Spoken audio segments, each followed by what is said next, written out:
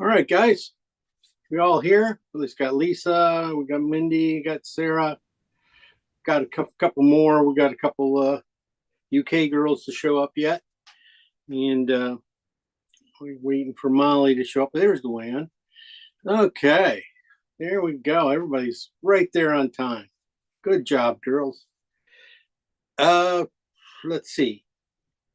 Last week we tried to do well. We did a sheepdog herding some sheep from a shot I did in Ireland. Um, it's over here. It's drying. I can't get. I really can't get to it right now. It's just a mess over here. Sorry, I should have had it pulled out. But what we tried to do on that one was work with just a few colors and see if we can make a complex painting work. And it did. It did. I need to shift some colors around in it, and but it'll work in the end.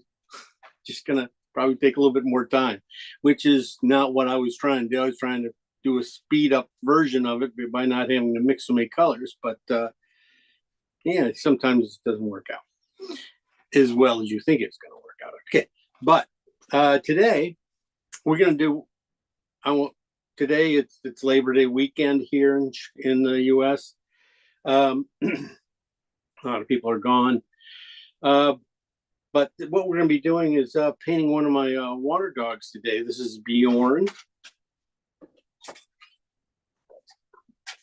Bjorn, he's our white one, big white bear. He is.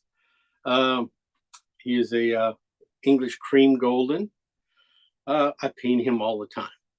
I paint him a couple times a week, probably almost. I think it comes down to he's just really photogenic. He works great in water. Water's one of those things that I've been getting known for, and the dogs. So what we're going to do today is a one I kind of had in my mind to do, but it's not. I say it's easy, but as soon as I say it's easy, it always becomes hard. So we're going to say it's probably hard. Maybe it'll come easy. So here's what we're going to do today. We're going to be doing him swimming here and stuff. He has a little stick in his mouth and some really nice little waves and things. One of the things I look for when I pick out one of my dog painting stuff are the waves. The waves, how the waves move, or what water direction they're causing and stuff. I'm always looking for. I always like a busy area, but I also like a quiet area. And so this one's kind of interesting because it's quiet on top and it's getting a little quiet at the bottom, the water and stuff.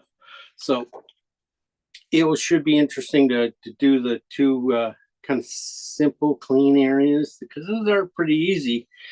Just a lot of quick blends. But then you get to the more complex areas and stuff. Those aren't as hard as you think they are. And you'll find out that we can pretty much the hardest areas are going to be probably his face and stuff, of course. So let's pull it up and we'll go over it a little tighter now. And good to see you guys there. And happy Labor Day weekend here. Thanks for joining in on this one. Okay, here we go. This is what we're doing. So you can see this water down in here. You got this kind of a green that blends to blue, blends to just slightly different blue, almost bright, and then still got some blue back there, and then it goes to sky blue. Well, it's not sky blue; it's just what's reflecting in that water back there. But you can see the lines there are very clean, right? Very clean, hardly anything in it. So soft brush. We're going to need a soft brush. And that's where that one cheap brush of mine, that old Langnickel 2-inch brush, just comes in so handy because it can do water fabulous because it can go from give you this shape, a thick to thin to thick again very easily, or a thin to thin line to nothing line very easily. So it comes in really great handy. I'll show it to you guys again. If you guys need where to get that brush, you can let me know again. I'll send you out a link. And here we are on his face. Yeah, you can see, the Bjorn, he as a white dog, he's reflecting a lot of the blue going back into his face and becoming a greenish tone in there, brown, warm tone into his face. His ears a little red, which helps stand out. Really, that's what kicks that out. You don't have to worry about eyes. Just don't have to worry about nose. Those are the things that usually take the longest. So that's why I was saying this one could be, we should be able to get it done. The toughest little part, I always said, is the stick. The stick I put in place of, he has this yellow floating toy that's long and skinny. It's a stick too. It's just disgusting, the paint. I painted it one time before, and it just doesn't work. So I have to go in and Photoshop sticks into their mouths in place of it. And then I have to fix all the reflections. So it's a pain in the butt, but if it's a good shot, it's worth it. So that's what I did here. I had a stick that they were carrying before. I just cut it out and pasted it in there. Lighting, matching up the lighting is probably the toughest thing, making sure the lightings can be pretty close. Okay. So waves, design wise, let's go back here, talk about the design a little bit stronger. Yeah, you got this arc here, back in here, which is probably going to be your strong point. It's basically, it's at that 1/3, 2/3 high level area, which is good because usually I'm always end up doing the low area here. So being able to do it up top is going to make at least the painting look different than all the rest of them I've been doing. He's facing away from us too. Okay. One of the things you want to do is think, this is a really good angle. What you want to do is make sure you get another angle here and you get that Z pattern. We want to work that Z pattern into this painting. So down in here, we're going to have to make a couple of these guys, a little stronger to get you up here, because we got a nice one here, nice strong wave. I'm talking about waves here. These ripples will do it, and they'll probably do it naturally. We won't have to, think about it too much. That's usually what I don't do, is think too much when I paint. I use paint. Good thing to notice on this one. So that's what we'll be looking for on that area. Also, one of the things we're going to look at temperatures of paint, coolness and warmth. You can see on this side of the dog how cool that is, and on this side how warm that is. Difference. So we got to make sure that these two are different. Then and that will help keep the painting from being flat. When they're all the same, all of a sudden you flatten out the thing. What this dark warm temperature does, it just pushes up his back a lot more. It just shoves him forward out of the water a little bit, where this one kind of pushes in to him. So look for that. Yeah, you're going to have some warm temperatures over here, and you got cool ones over here, but the strength of it is understanding that this dark here back there is just a little bit warmer than this one. This one's not quite as dark either, so it's a little turned up, where this one's just got that edge. Also, the edges on these waves back in here, notice that they are a little sharper at the top, and pretty much no other waves are very sharp. They're all have a soft edge to them. It's just a slightly soft edge. That's why painting wet into wet like we do works so well. I mean, it just makes so much sense. Okay, highlights. Here, let me got to pull this up a little bit. Highlights. Okay, look at those highlights. Not many. And those aren't even really highlights when you consider where they are on the scale. They are pretty much like threes, maybe get up to twos. They don't get near one or white. He gets pretty high. He gets up to ones. eh, One at the very little highlights here. We got a couple little teeny highlights in his forehead there, and maybe the back of his neck. Get close to that, but usually you want to stay in the twos with that, but you're going to get up there. But it's just going to be little teeny spots. Like I said, highlights. There's not many. Just watch them. Don't put in too many. Right there, there's only five highlights here. Put in everything else is the race tool. You can put those in with the race tool, but those other ones you can put in with paint. So you're only going to have to put in a few. Well, I use that erase tool just because of it's a natural grayed out color when you go back to the canvas, and it only works if you're doing wet into wet too.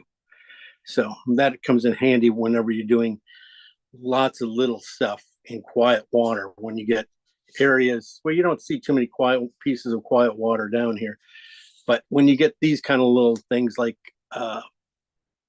areas like this in the water, it's nice to be able to you can put it in very quickly and just by moving paint. And it's very efficient. It looks great. It works super well. It's perfect.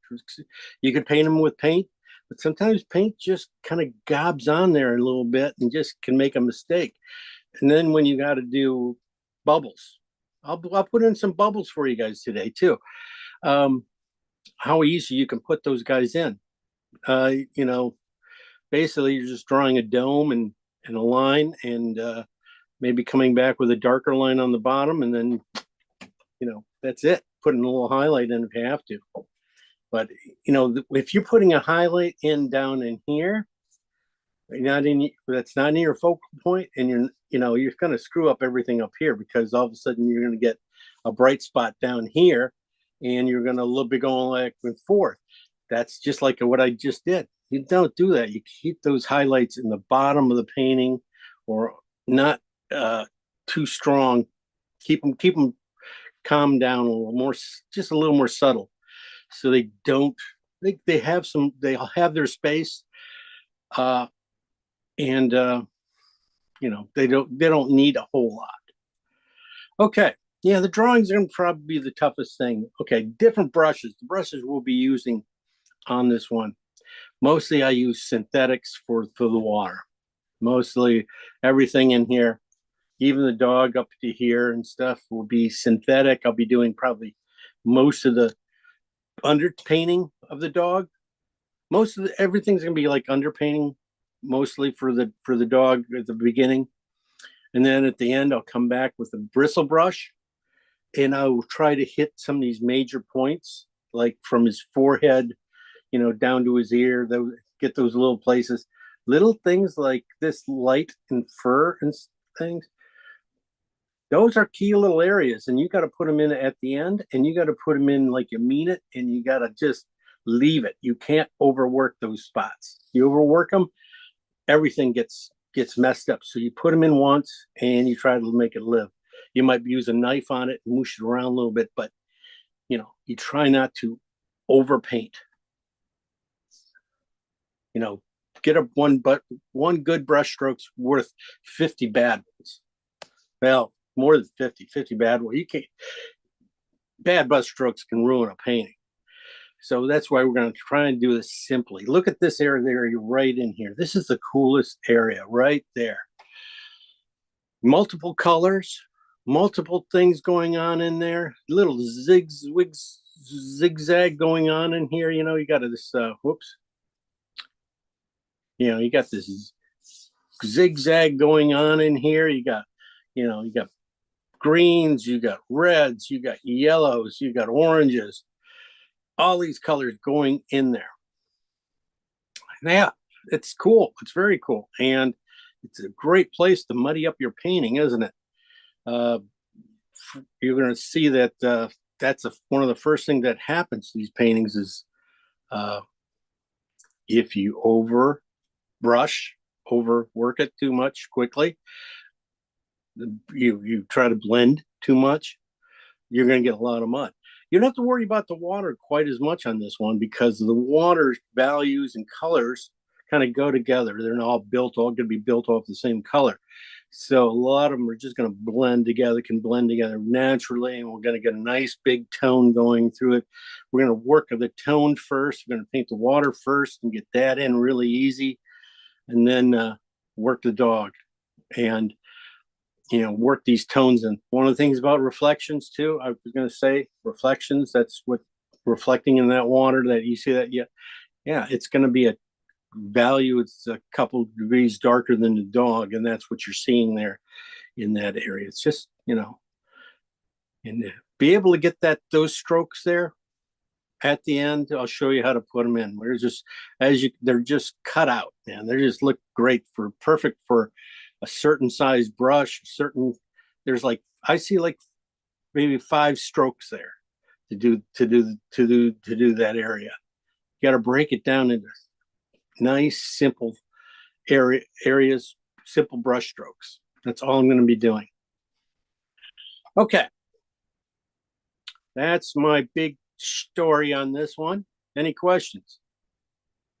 Well, you shouldn't have any questions. That was beautiful. That was perfect. All right.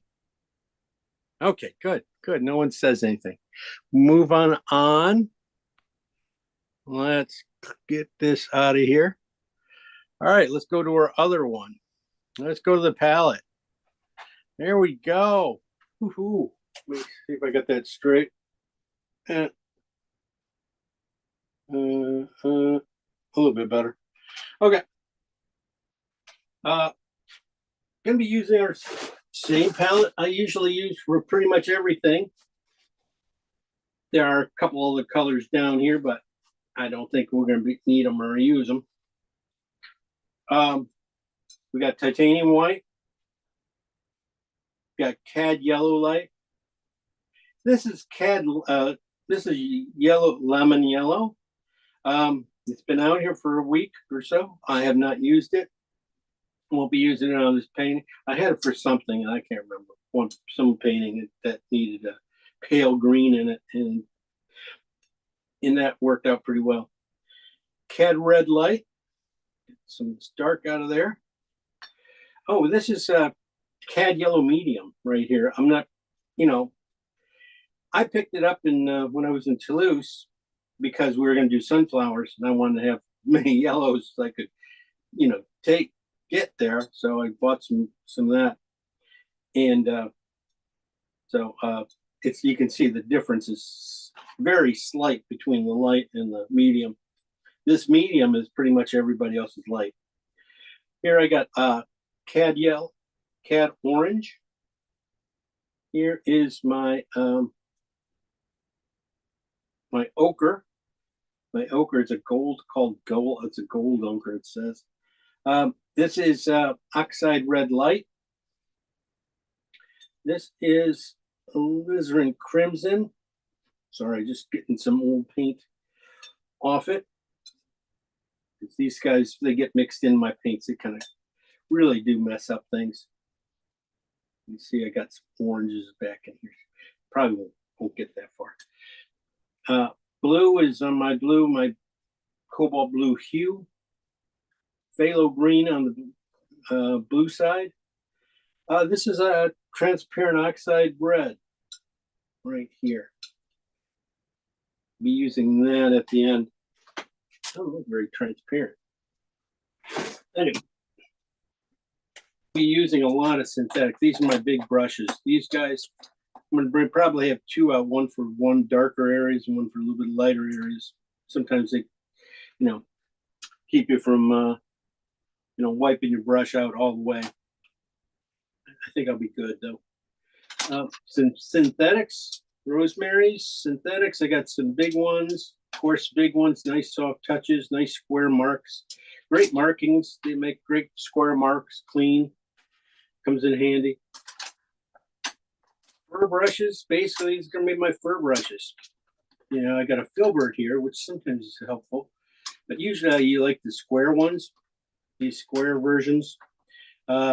basically because when I bring it down and I twist it and stuff, it comes down to a better angle, where this one kind of already has it built in. And sometimes just you put it in your hand, you can't get it out of your hand, and it just kind of takes over the painting, and all of a sudden the strokes look like they're made by the same brush. So that's why I like going with a square brush, because it forces me to twist my hand a lot more. Makes much more interesting marks. But that one comes in handy when you're doing a lot of second for. Okay, let's put these guys away, and we'll start talking color on the boy.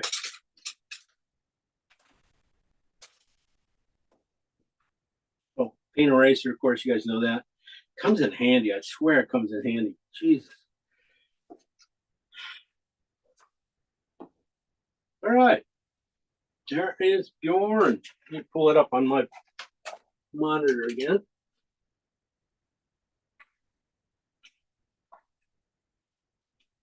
Yeah.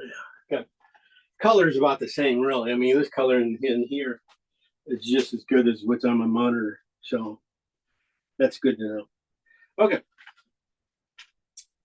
Values. If you squint at this, yeah, you don't see any really super dark colors, right? So we probably won't, you won't need too many of them, but I still got to make them just to get the other colors. And you're going to need them for really the insides, the wells of some of these waves and stuff. You really do need some of these darks. So, of course, you look at it, it's very blue. It really feels very blue. That's why we're going to start off with green. Gotcha. I knew I'd get you there. Okay. Phthalo green. All right. And alizarin. Key color in this one. This color, when it goes all the way down, I mean, take it up the ladder to the light white side, you know.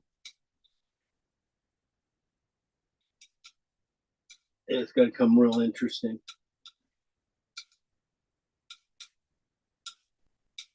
Look at this one, see if that. No, I can live with that. Okay, good enough. Get everything off that. Next colors, I'm looking in here. I do see some warms. So that's why I'm going to work with green for my warms. These aren't very, these are going to be cool, but warms. I'm going to go with oxide, red, and phthalo green. Push these two together. I need a little bit bigger piles. I shouldn't be making two small piles. One on the green side, one on the red side. This will come in handy in the dog. And this color grayed down when you add a little bit of white to it. Will help get into these areas here. And it might work into the greens and stuff too down in here. We're going to leave that there. Okay, another green. Transparent oxide in green. I'm going to put a little more green. Oh, that's too much.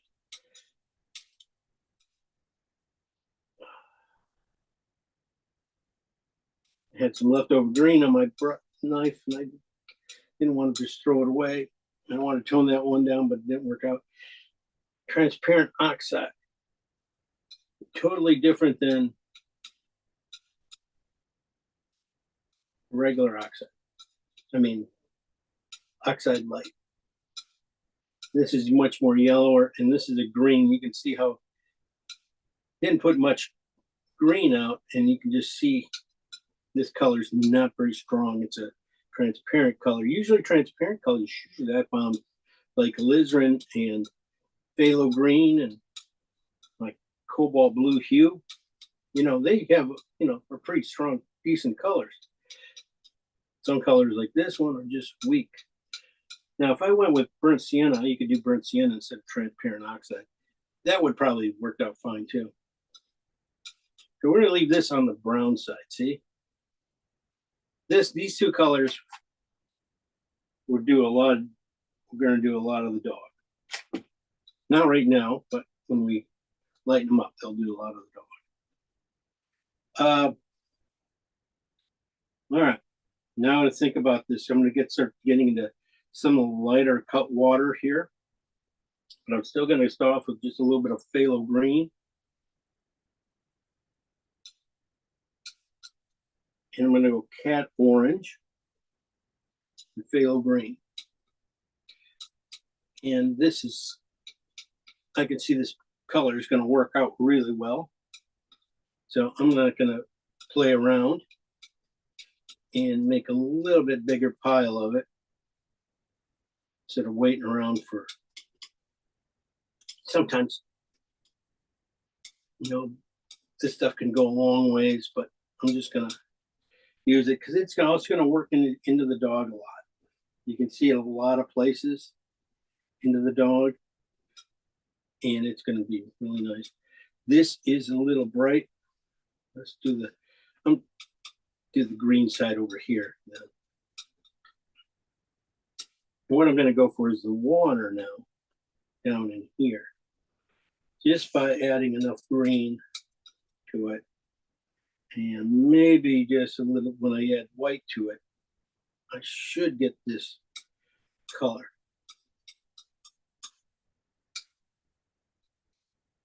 Now I should be able to get that color. Not bad. Okay. So as you can tell, this is a blue painting and we have nothing but green now. All right, so we got to do a few blues, right? So do a few blues.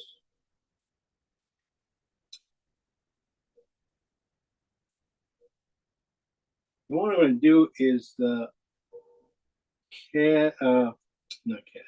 alizarin in blue.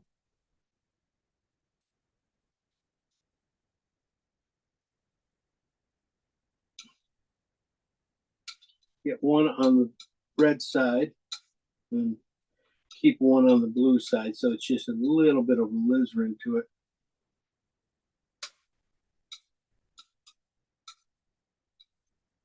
Right? Just a little bit of alizarin to it. Be really kind of blue. I'll be able to put that in some of these dark areas if I need to. Other color. Phthalo green and blue. Ooh. I just grabbed a ton of phthalo green on that one. Take this one, just make this the blue side.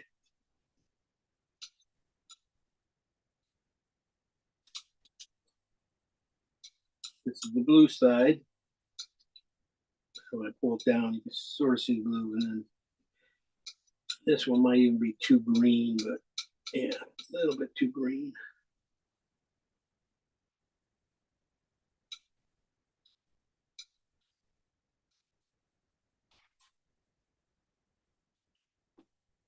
Okay, a few other colors you're going to need. These colors are going to come in handy for a lot of the water, but they're also going to be like into his face. You're going to finally find, being able to get his nose out of this neck. So this is just oxide light, oxide light, red oxide with blue. It's a little bit stronger than my blue, so it's holding up really well. That will come in handy for the nose and the eyeballs, that kind of stuff. Start to work into the stick.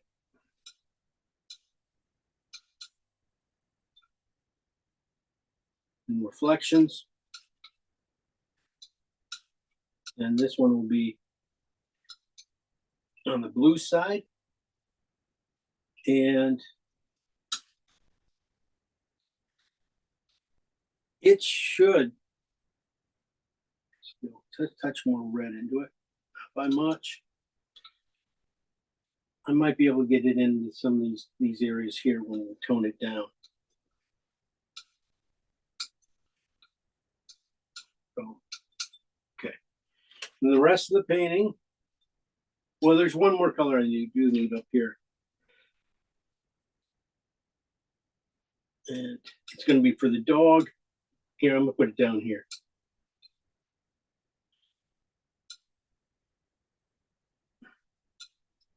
It's going to be for the dog and for the some water, maybe. This is Cad Red and Phthalo Green.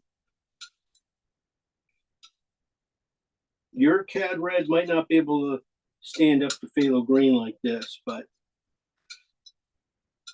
this is,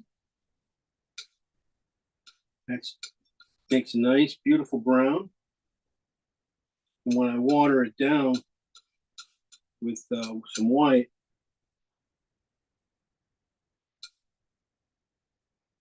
it will come in really nicely into the dog, or it might end up in this water down here. It's going to get to, it can be this kind of green really easy too, just by pushing on it. Did not do too many things with yellow yet, but we're getting there. So these two are exactly the same because I want to make a bigger puddle.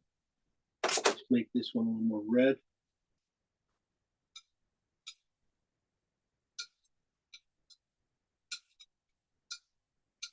And I'll be able to get that into his face and into his ear.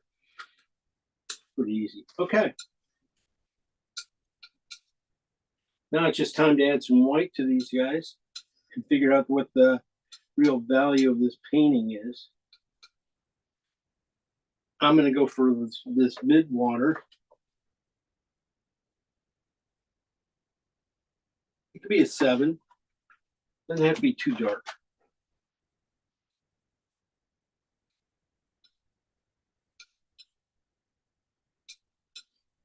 I'm going to take all these colors, split them. These guys, like I said, probably end up being in the fur. I might have to, I'll be bringing those guys down in here, my palette. These guys here, probably those colors are going to be pretty close. These guys won't get any white at all. So we're going to, well, you're going to get a little bit of white, but not much.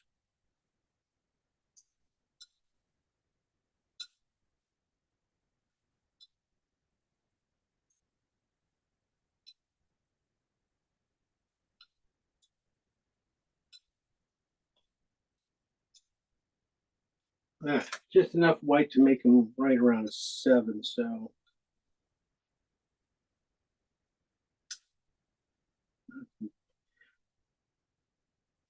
just enough.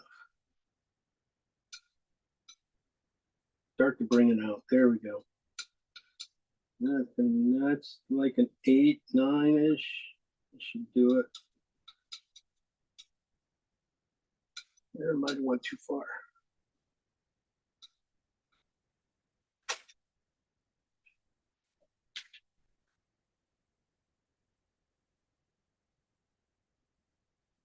Pretty close.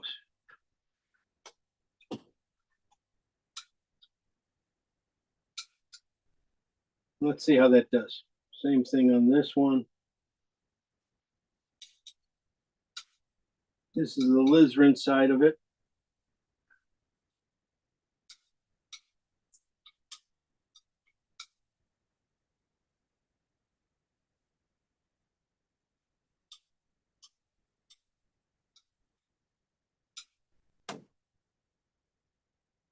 It's gonna be nice in there. That will work in there.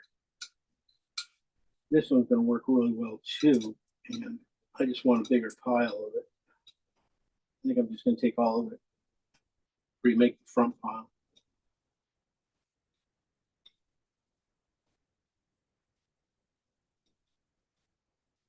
I think of this because I'm thinking this color is going to be really major in this painting, with more major than I was thinking at the beginning. After I start putting it in here, I can start to see, yeah, it's all over that area. All right. This is oxide.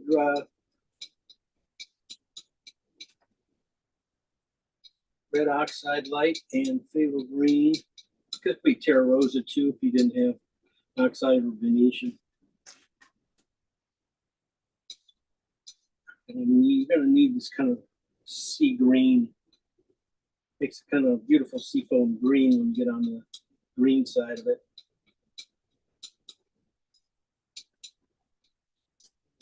Red just slowly gets taken over by the green a little bit here. Kind of becomes like a nice kind of grayed mud color. Just slightly dark. Slightly dark. And that's what I was thinking you're going to find the back wave here. This color mixing in with these. These guys, let's see what happens. This should be on the green side. Way too much white.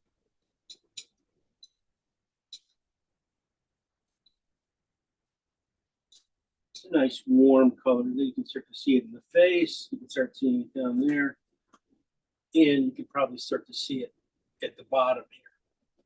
That's on the green side. So this is color tells me where I can definitely go. This one's on the yellowish side, the red side. You can see I really left it on the red side, or oxide, transparent oxide red side. You can see it in the face, you can see it back in the water, you can start to see it in these areas, and you can even see it in there. You just see, yeah, it had just a hair more green in it, it'd be perfect for back down there too.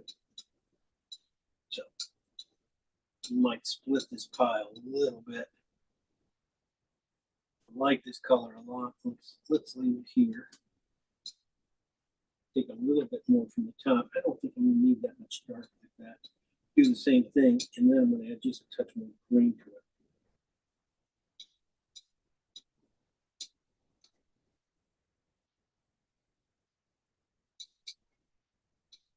Should use it from here because said that color's so weak. It won't take much to throw it off. Taking and putting in pure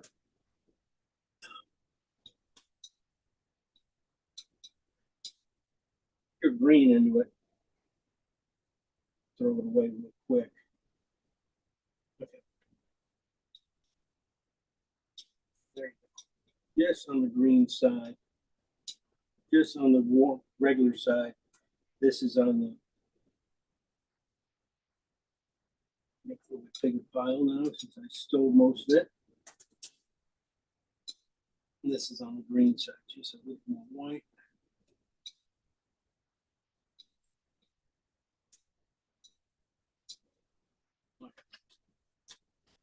Yeah, that's going to be great. All right, now this cat orange and green. The colors are ready. Are perfect for that. So I'm going to leave the two piles up there. These ones I'm going to put just a hair of white in. White will be just like blue, adding blue almost to this thing and just gray it out. You just want to knock off the richness of the color and drop it down one. So it's just like just a little bit of white. Just a hair more.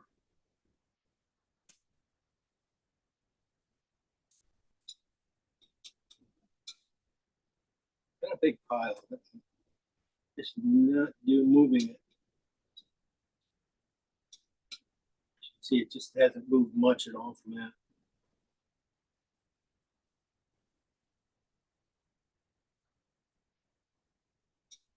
Okay. Do the green. Oop.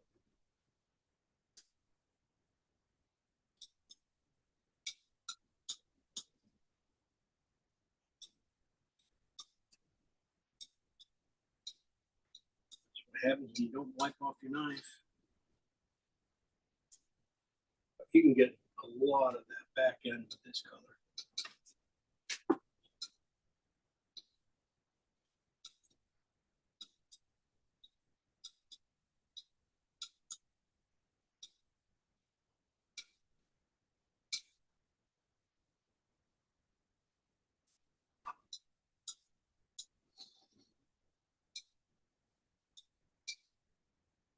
A little bit of phthalo green left over. Just to tint this up just a hair more. A little bit too much white. Now, when I put it down here, I go, oh, that can be in there, but it works better up there probably. All right, don't worry about it. You can always start. It's not really meant to be a paint alone color. These are going to be your sweet colors, some cool colors. Your alizarin and blue. This is blue and alizarin.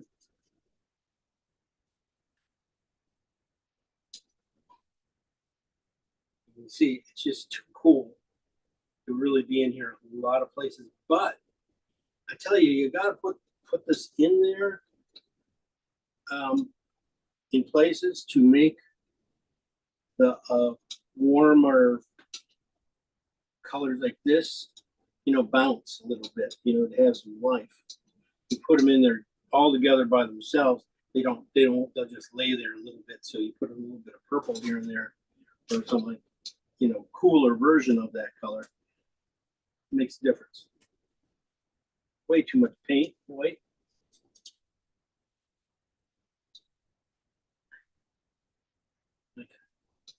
That was on the phthalo green side. Darken it up a little bit.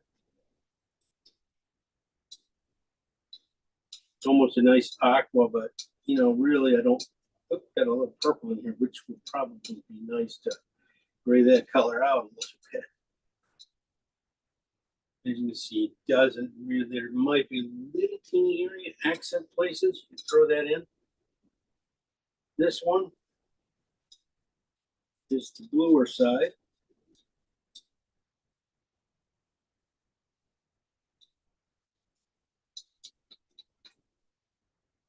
And you can see it's probably too green. So I'm going to put more blue into it.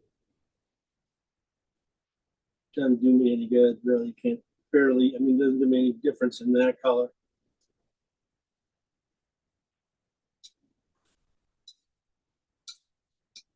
Doesn't do the palette any good. Okay. This is going to be helpful. I can see little spots of it in here. It'd be great. Maybe not full strength like that, but mixed in with those colors. All right. Too much color, too much white. No, that's a strong color. You see these purples in here. You can see them right in here mixed in. They're almost a transition color between the green and some of the purple, or green and blue. You got some purples in here. Kind of shift through there. And you can always see this color too in the bottom of the water. So you get some transparencies in the water because you can see these colors. This is the blue side.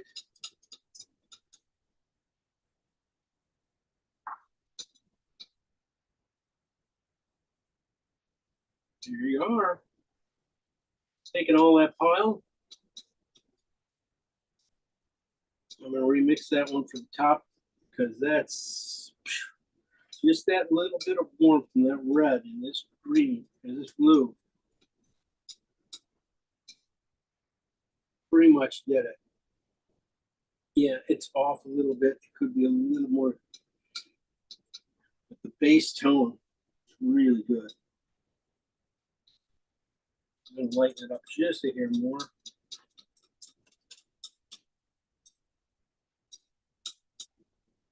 This is again just blue and oxide red light. This color should. Here, let me show you. Bring it down. When I start bringing down the colors and adding just pure white to them, a little more white than the color itself. Start to kind of talk about highlights and stuff like that. Yeah, that's why I figured this color would be perfect for that. Definitely on the blue side. But when you mix all these cools together, especially when you get the blue side, you start putting these things back in here, and you're gonna get distance. You're gonna get some nice distance out of it. This one, like I said, was gonna be, you know, not quite what I wanted, but you can use it in here too. If I get it the right key, just enough white to knock off a little bit of that super richness. Just gets just a little bit. So I'm gonna take a little bit of the purple and add it in there and just kill it, gray it out. Take the next up the strength that color a little bit, so I can use it back in here a little bit and then use it in here. Okay, wasn't supposed to go that far with those two colors yet. I want to do these ones.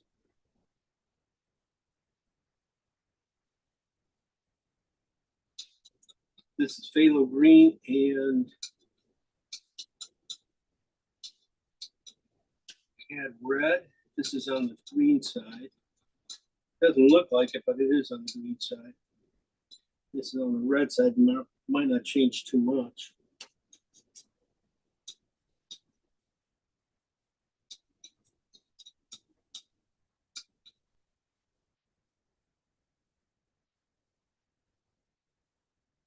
Might find them.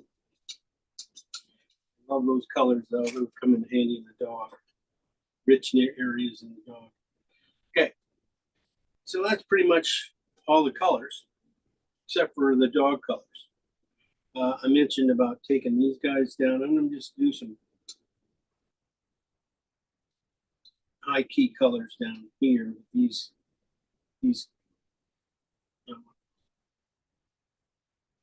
guys, and then mix up a couple regular colors.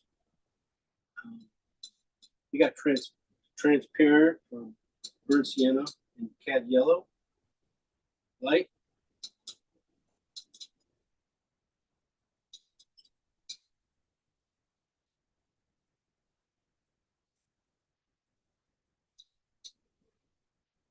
Just a little more of that.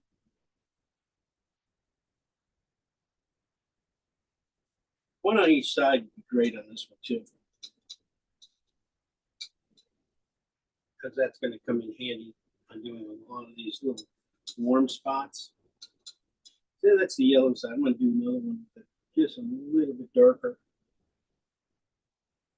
It's more like transparent oxide compared to yellow.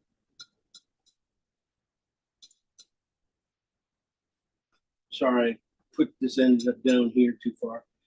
Then I'm just going to white out these guys a little bit. Take a piece out of them. I want to take this color way up there. As you can see, this goes in the water. This color goes in the water nicely. So that was transparent oxide red with yellow, cad yellow on the cad yellow side. This is on the red side. Let's see what happens there. I was hoping to get more near the ear. Not going to do it with that. But you can see it on the red, just slightly on the red side compared to this.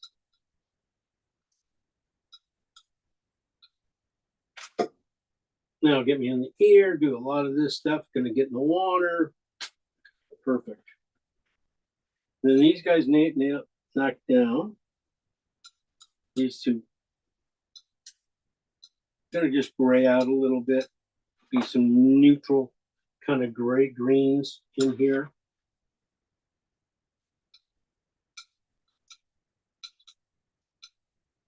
Oops, bypass that one.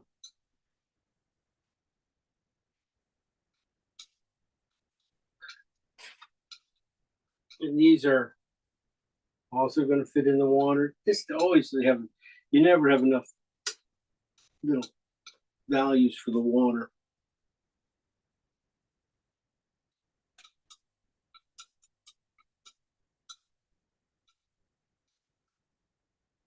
Okay. Those guys are too similar. I'm just going to waste to put those guys together.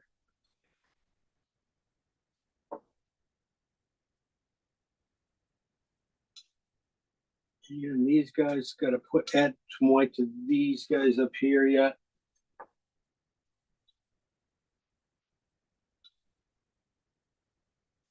Quit being lazy.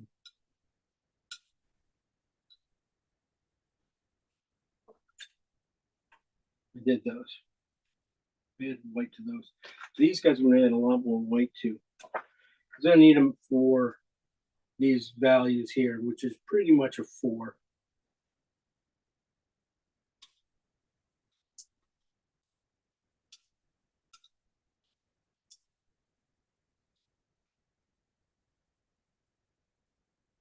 There we go. Phthalo green and alizarin. Need that color with white. This is the alizarin side, that same color. Perfect.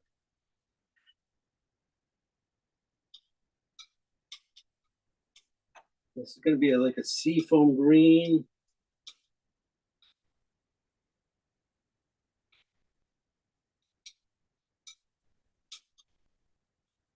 Just the dirty side of that. You're going to be able to get that into here. You'll find some great places for these colors. These ones probably going to do much more than what I just did down here. Sorry, I just waste my spot here.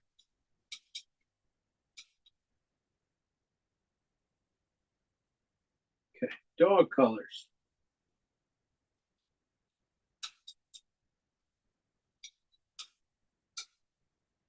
You can see we came up pretty close with it down here and stuff. But I'm going to do just a couple little teeny dog colors I like. And there'll be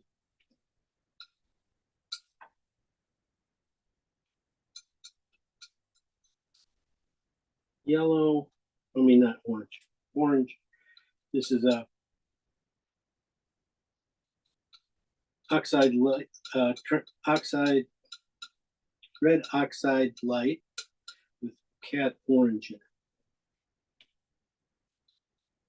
More on the cat orange, one on the thing. You know, those will also get into this kind of area here.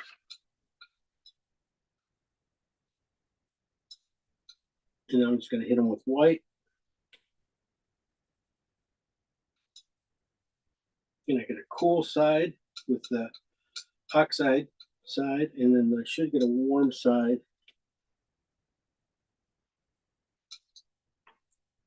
with the orange side.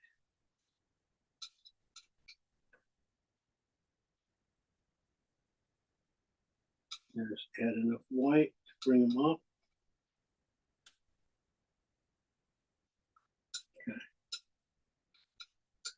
Okay.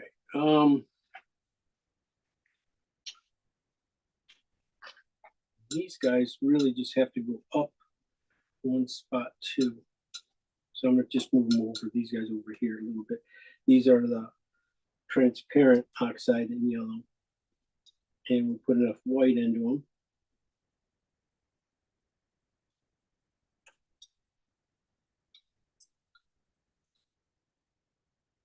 And you get your dog.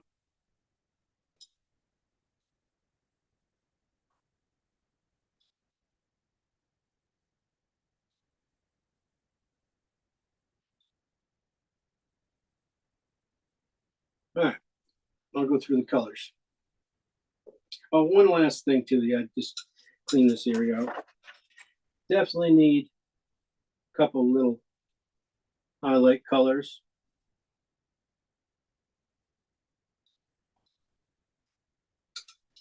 Definitely would take just a little bit of ochre, just a scraping ochre and white.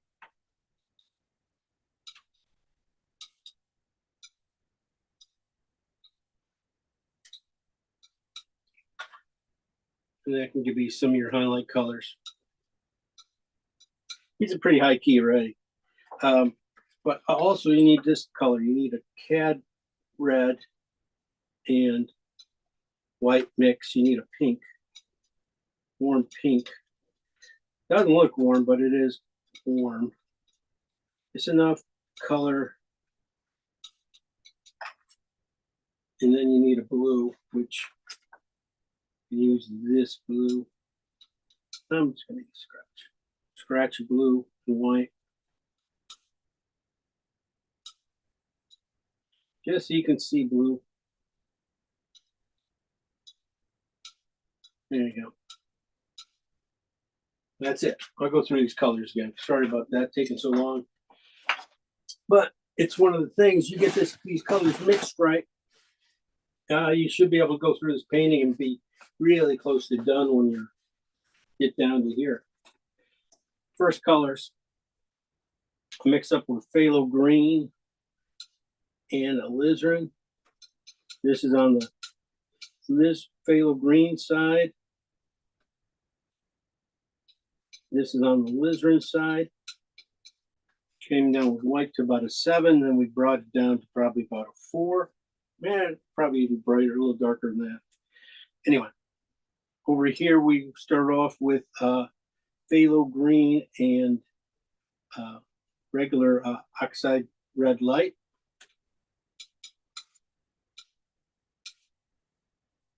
Mixing up these colors one more time. Stay on the green side, red side. This one, same thing.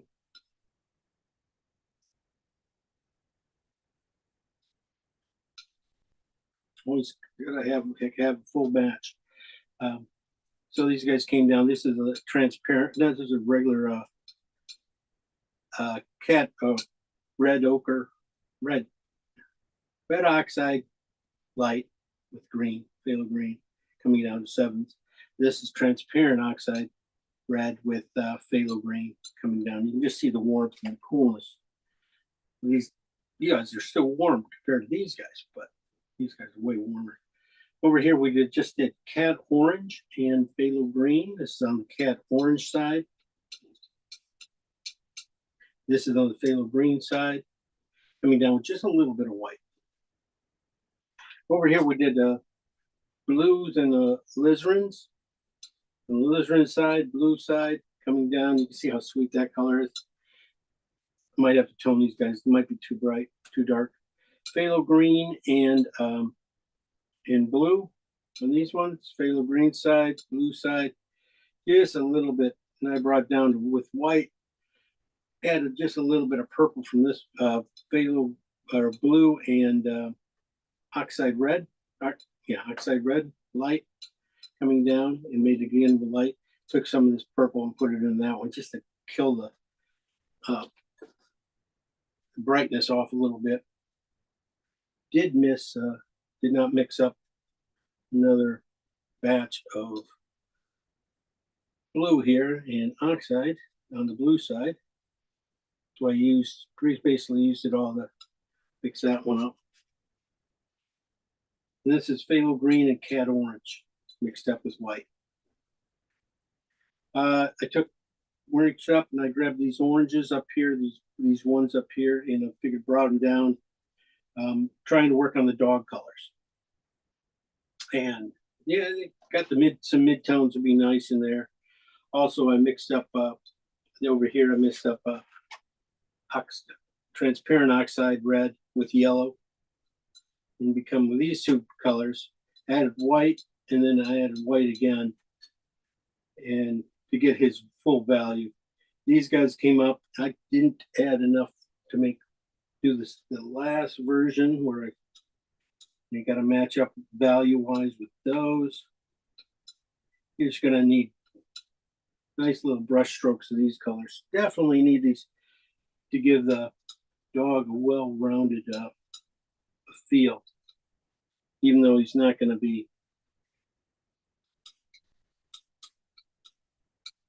so we don't just paint in one color. We have a few colors in there to just turn them a little bit.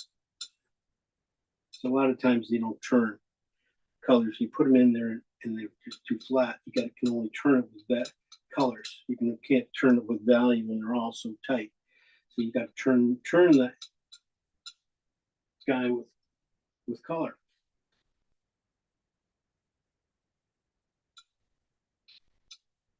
And that's where I didn't do on these guys. I took them to basically highlight midtones, but I didn't take them to the highlight areas where you can see that's cool color. That's cool color.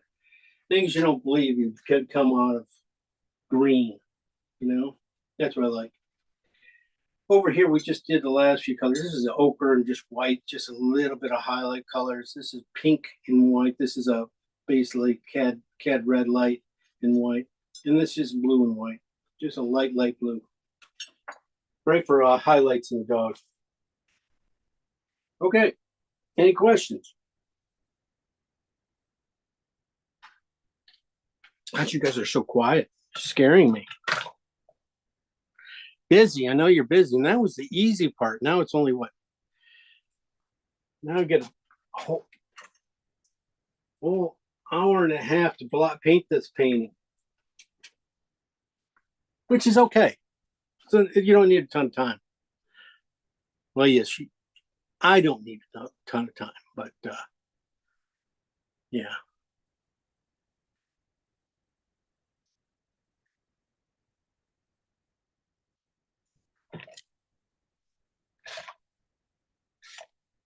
Just give myself enough space here to walk in. Tilt this back just a hair.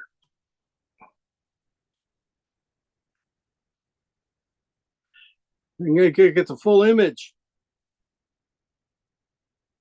Move it back.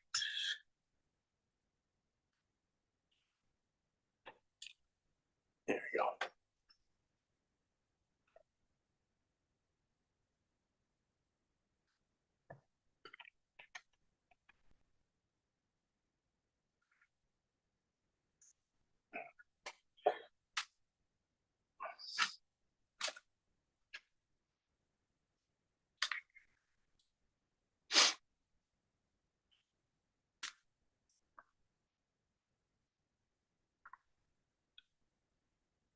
All right, here we go.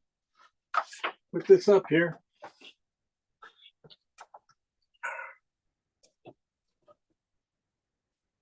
Okay, I'm going to tone it with oxide red light. I'm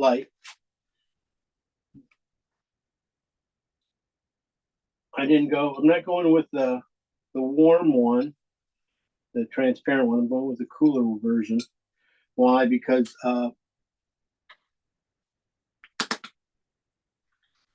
I got some greens in there. It can be knocked down. Like you saw what it did with the blue. Made the right perfect color. So just a nice, really thin coat of this to get rid of the white should do it.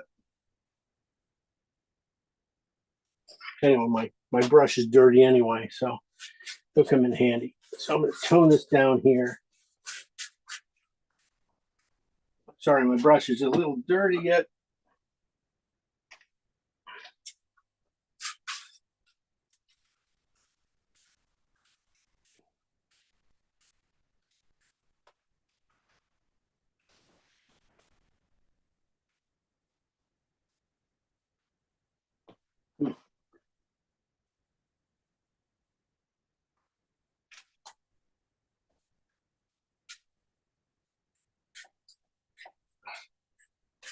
I'll just take it up lighter as I go. Save myself a little bit of paint. I think when I get up here, I got to put blue up there, light blue and stuff. So yeah, let's put mud up there first, right? I'll help gray it all down. Whatever.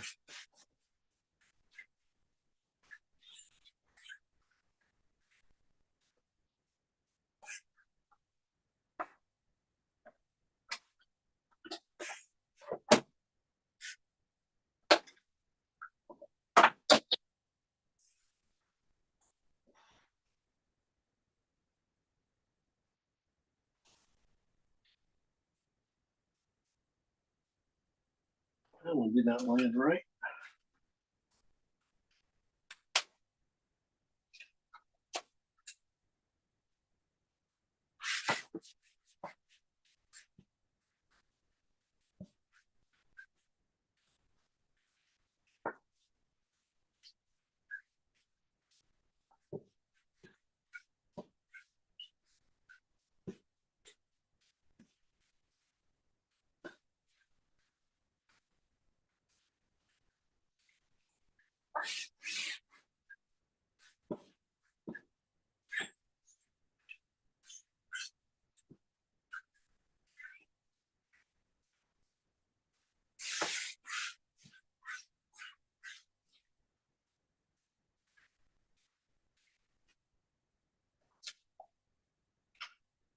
All right, toned in.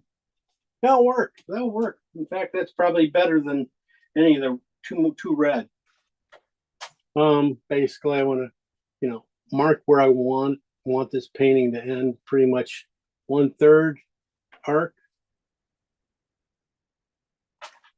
I want the dog probably, the stick's going to come out to about. I don't really want it to come out more than 3/4 of an inch there.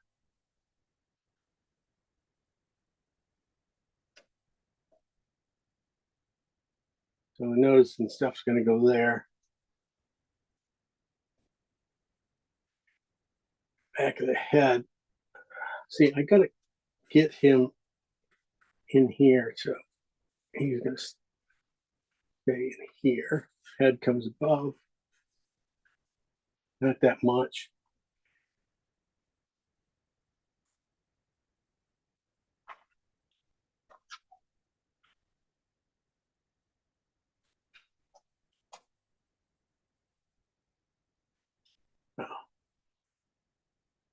Also got to think about that.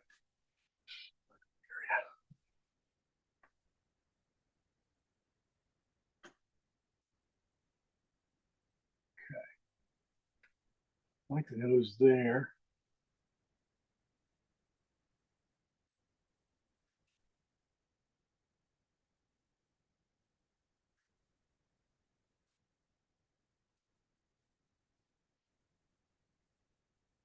Much.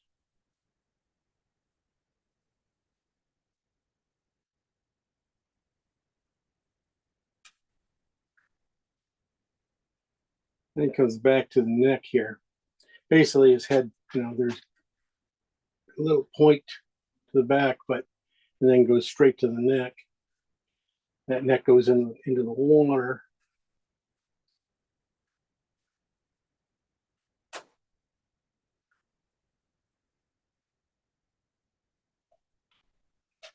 The only thing that comes out of breaks this line here.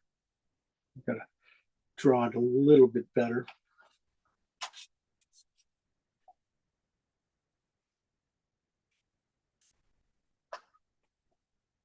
A little bit too far.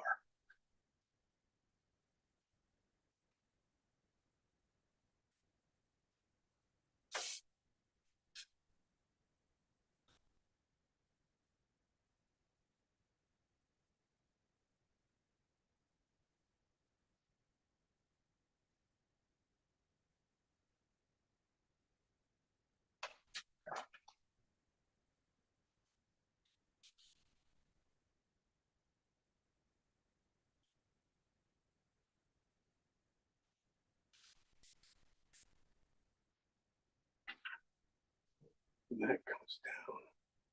So his eyeball, basically there's a shadow coming down right across everything.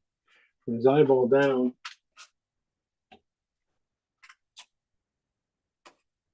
to the back of his ear, to his ear start.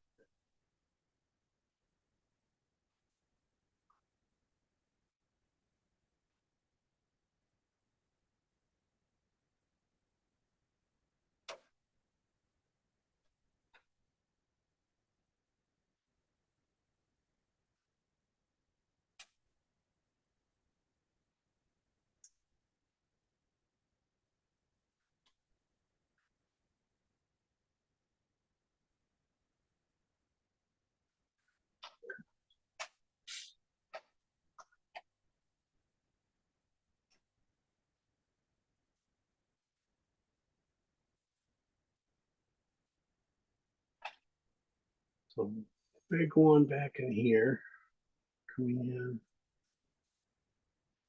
Second one.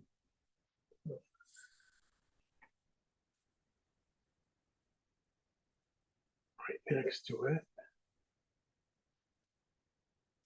Talking about waves.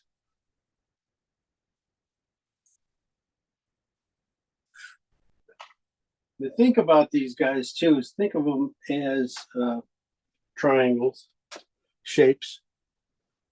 Whenever I do these guys, it's just really strong, simple, strong triangles at first. You know, getting the right angles on them and things like that. But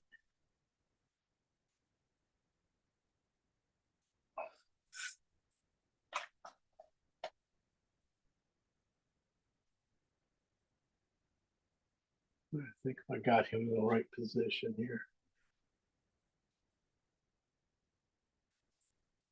Yeah.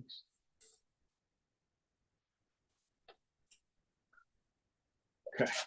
Yeah.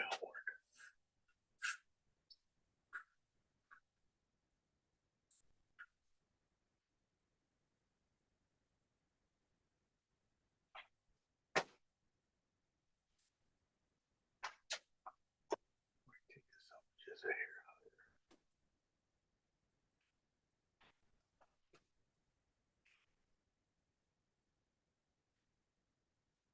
So you can see these lines coming out of his nose back there.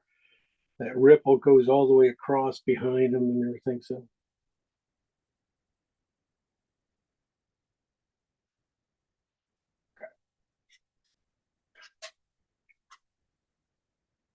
bigger wave right here.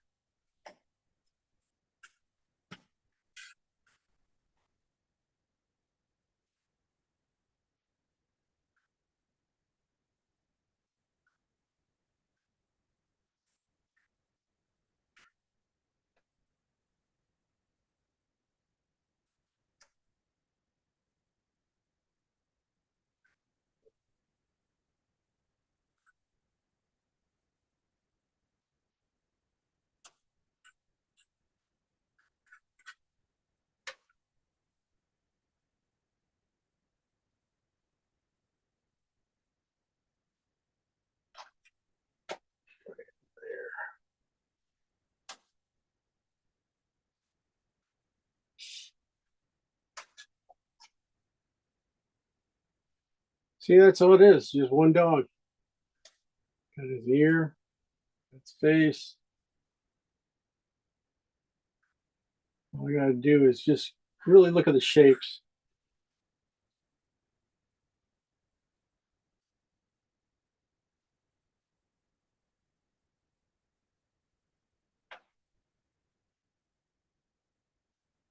Okay.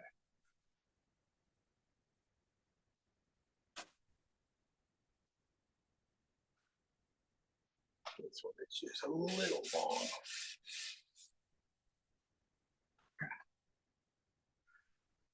All right, so that green comes in here at the bottom, right?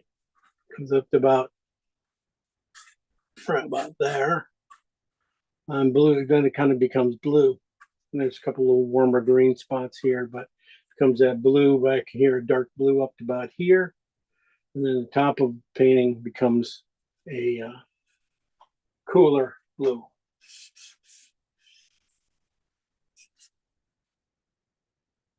Okay. So let's start there.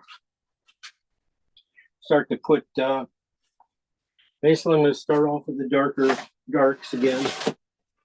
They'll probably go pretty quick. Basically, they're all going to go right here in the back edge, in the back edge of the dog and into the front. I do push the colors at the beginning. I'm going to be pushing the darks a little bit, a little darker than they're going to be because, you got to get them in there like early, and then let them, gray out as you go through the painting. They'll gray out a lot. But if you don't get them in there now, it's just one of those things, just kind of always, for me, it just never always feels right. phthalo green and alizarin first on the green side. This is, yeah. Hi. Hi. You showed up. How's your new pup? Oh, we're in training. She's doing much better. Yeah. Yeah, I'm just discombobulated this weekend. You should be back to normal then, huh? You're back. Well, very funny. I won't go into it, but next Sunday is the Rogers Park Historical Society House and Garden Walk. And yeah, I heard about that. Becky told me. That's part of why I was trying to migrate my painting setup, because it's all over the dining room. Well, anyway, so it's just, I'm giving up until that thing is over. Okay. I understand. You got a big time. So you're gonna have people marching around your house? Just the first floor, and then the garden in the front and the back, and it's their annual fundraiser. So our block is being featured. Ooh. Yeah. Featured. Cool. Good for you. Cool. Anyway, I didn't want to miss at least watching some of it. So. Oh, good. Thanks.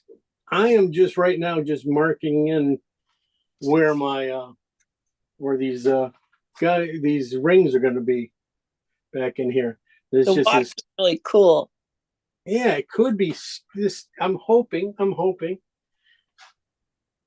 putting them in a little bit with just for the dark area right now. It's gonna be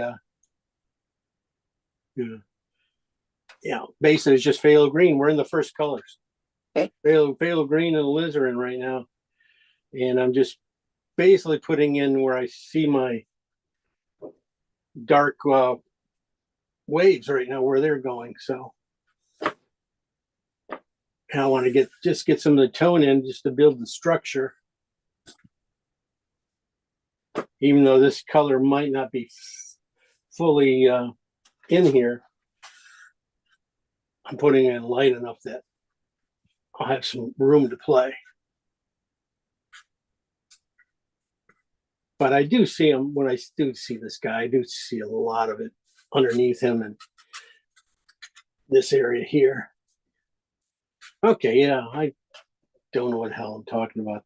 He's fully, there's a lot of this color in there. I just didn't think it was this color. I thought it was going to be a lot warmer. But you never know. So it's really thin though. I'm putting it in thin. I'm gonna go through. Dang it! It's gonna. Good. Well, good for us because this should really speed up the painting. When you kind of find a color ready right at the beginning of the painting. I mix all the colors to be the right colors. But when I find a one major color at the beginning, instead of being wiping this color out, this color should just be in the painting. It shouldn't be a major player.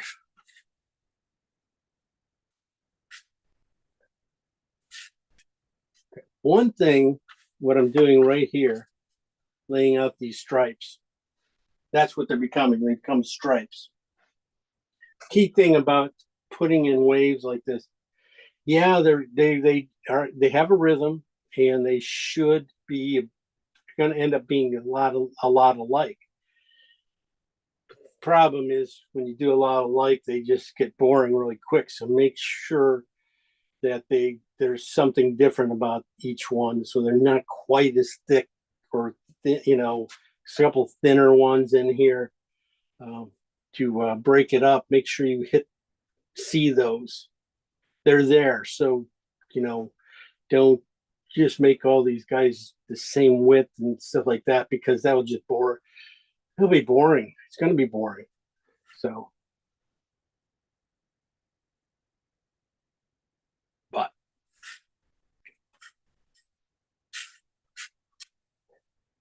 so this is just really just laying it out. And again, this is just this phthalo green on the green side and alizarin, a little bit of alizarin.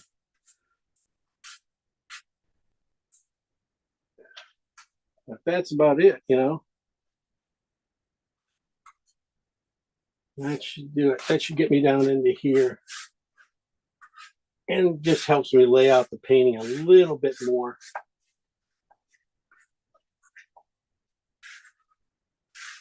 Getting this green in there. I love this.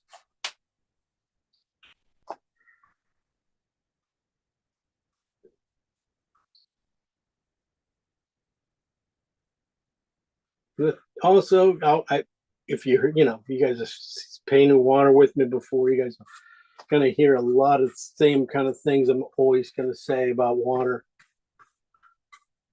But these two, everything should connect. You should not really have any lines that you see a beginning and an end too much. These should drift off into another line, create another different wave over here will come into that line. That's how they work. They're all, yeah, you got a highlight here and there, but I'm going to soften this out now. When I started laying this out, I didn't think this color was going to work so great up here. But at full strength, it works really good. But now we send it out, it doesn't, okay, forget it. All right, forget what I just said.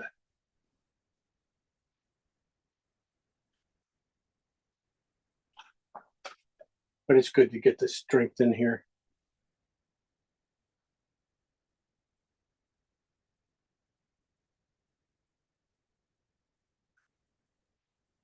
We'll separate this stick out at the end. His face, just throw some green in there too.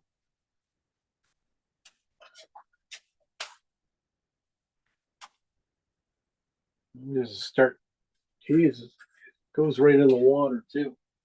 It can be, I mean, it's a nice tone in this water right here too. Okay. See, I should have done this one last week where you could paint it all with basically one color and probably get away with it, and then just do a tan dog in the middle of it. Would have been fine. Okay. So that's good enough with that color. I'll have plenty of it coming along. Let's do I'm going to go to the cool version of it with the alizarin side. You're fine. Doesn't really do anything in the darks. Doesn't do anything anywhere else. You know, I might be able to mark his mouth here. And I'm not going to put in his eyes or his nose or anything like that. Pretty much everything else is the thing. But on this one, I will be putting a little purple on the top edge of this wave here. Right in here and the one underneath it. Top edge. These guys are pretty much some of your darkest ones on this side of the dog. I said look for triangles. Look for triangles. Everything's can almost end up being triangles with these guys on the water.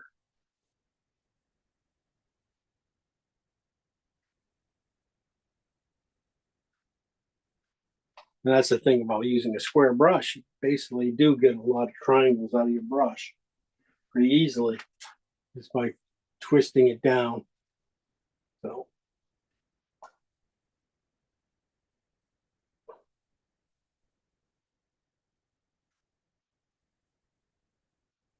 I'm just working a few of the little darker spots in the waves. And that'll be about it with this color. Next, these are the oxide red and phthalo green. This is where I was thinking we're gonna go, right in here. Might not show up now. When I put up, when we get a little bit of lightness in this color, this warmth will start to show, and I'm putting it right here in the backside of the dog here a little bit. Definitely on the phthalo green side of the color.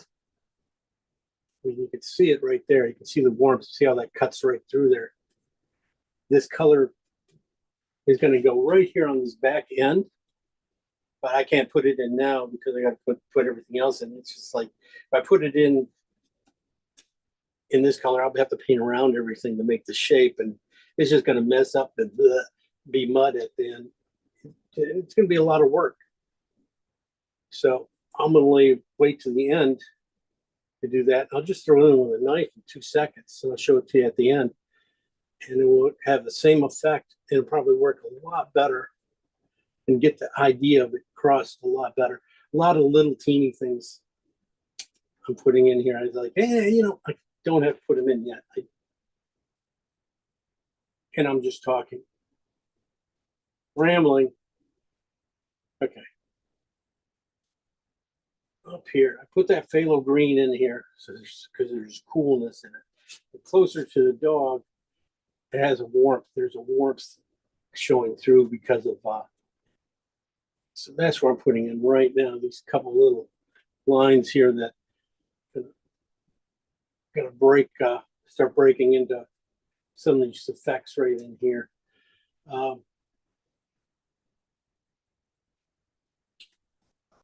And even right now, I think they're probably should be on the brown side, but I don't care. So I go to the brown side now, the red side of that color. Because I can get a lot of that stick in with that.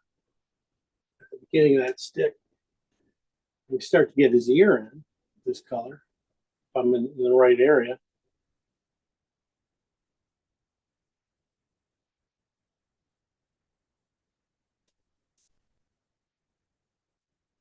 Mark where I think his eyes should go right in here. Nose should go right in here.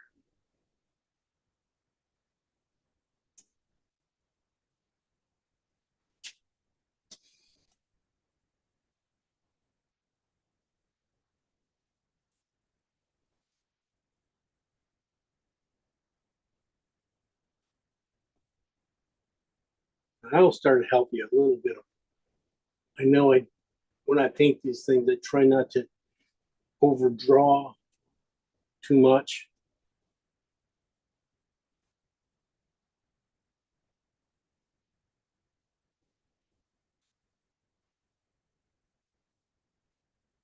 So, you know,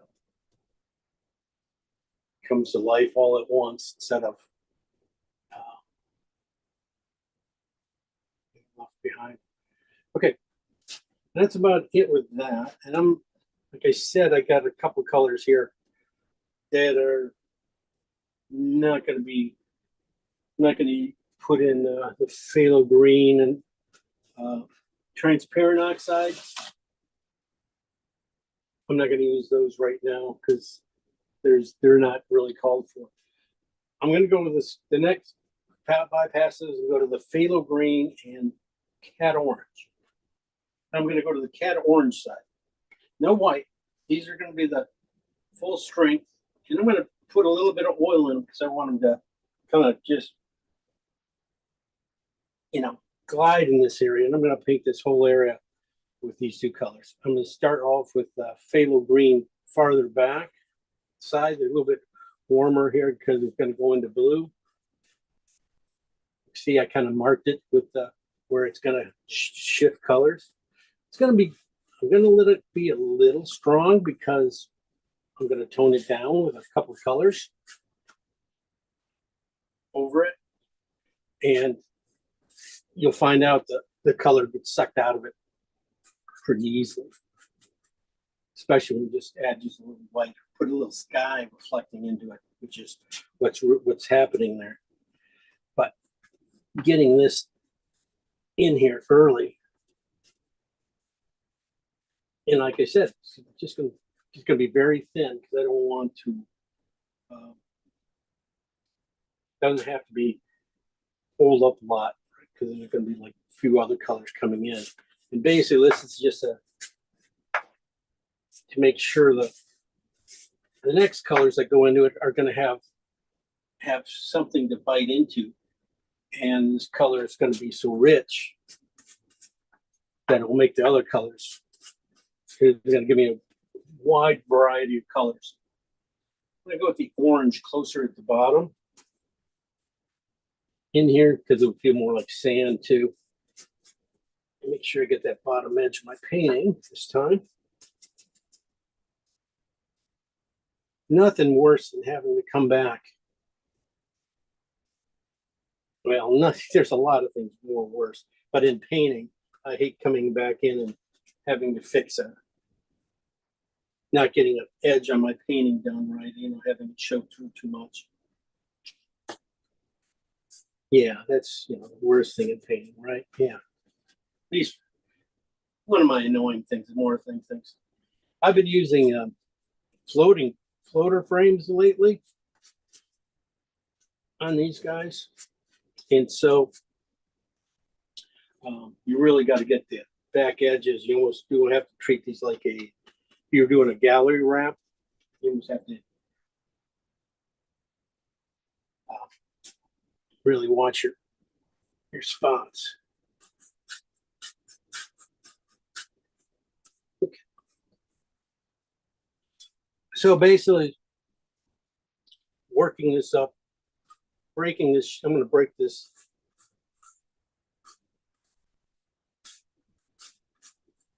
This whole big shape.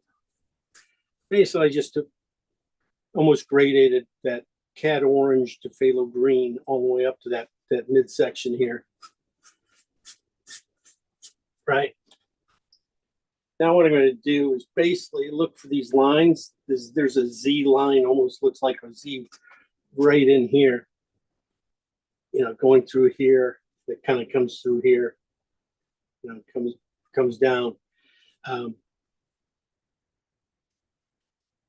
And I'm going to use that and just break this thing up into sections. That's how I do this water. I just look at breaking it up into sections. And what that section has. So that basically makes a Z there, comes across the bottom. It makes this section here.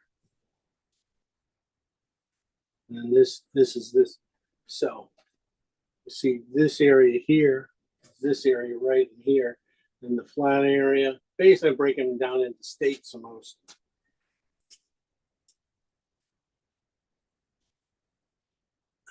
So that's how I'll be toning. I'll be able to take those guys, and then I'll do this almost the same up here when I start to break it into the blue greens here, which wouldn't be bad to throw a little bit of green in here just to tone, get it ready for this phthalo green. Like I said, migrates into the blue nicely. And I'll be moving them back. Basically, it's just going to be shifting some of these colors back and forth, just quick shifts. And then knowing that the sky's blue today, at least in the painting, that's what's reflected in all this stuff here. Just a little bit of blue, and we made it up. So we should have no problems. Okay. That being said, I'm glad I got that part done. And I'm just going to go through a few of the other ones with no colors that have no white in them. I'm not going to use the alizarin and blues, phthalo green, and the blue. I'm not gonna use those. I'm only gonna use the red, the oxide red and blue mix. This is a little bit warmer. It's a little bluer. It's gonna be down in here in this whole section in here at the dark side. So this doesn't really have any white in it. But I'm looking for it in these dark areas here. So I did do a lot of, you can see a lot of transparent things here. I just didn't let the, paint them all one color.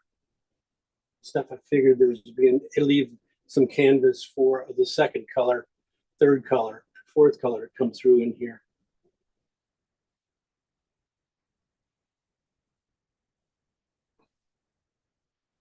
So I'm just getting a little bit of this in there before I,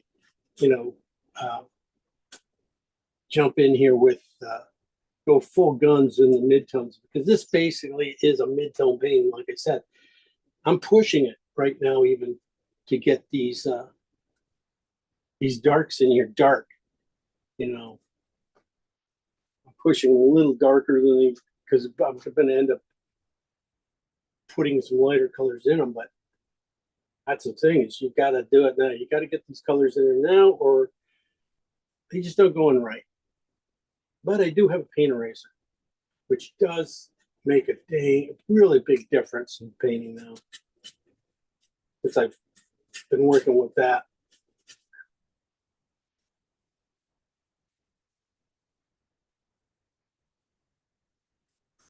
This one's just a little too green.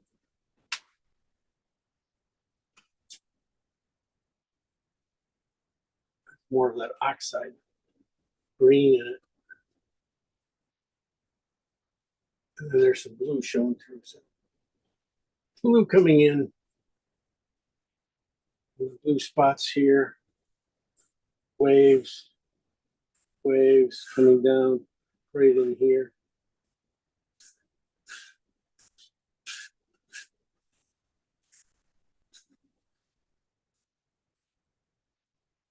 The thing about water is you don't have to be perfect.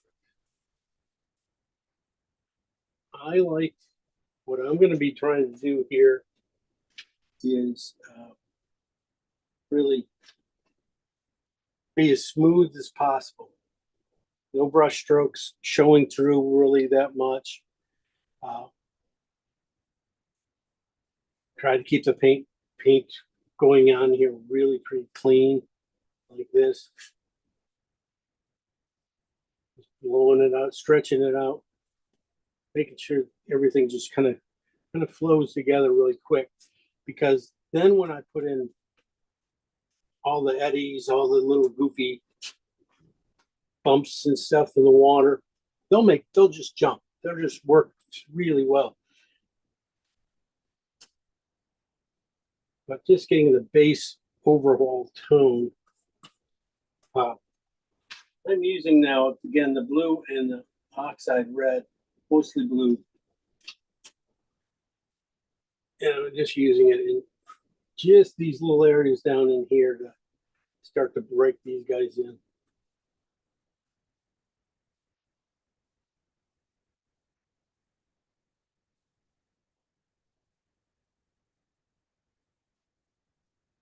I said everything just kind of flows together.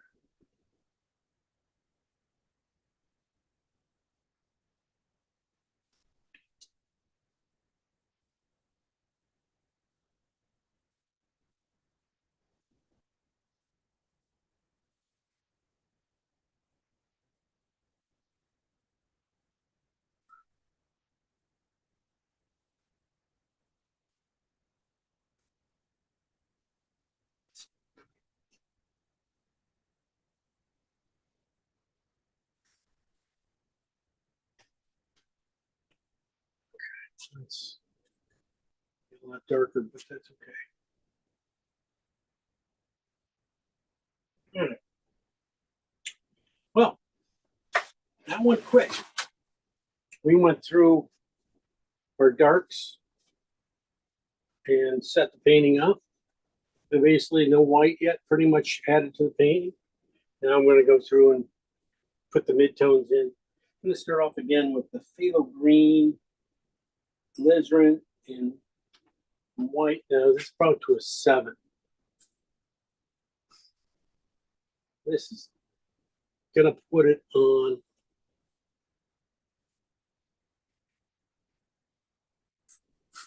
Probably have to put a little oil in my brush here to really get this to go. This painting, this part,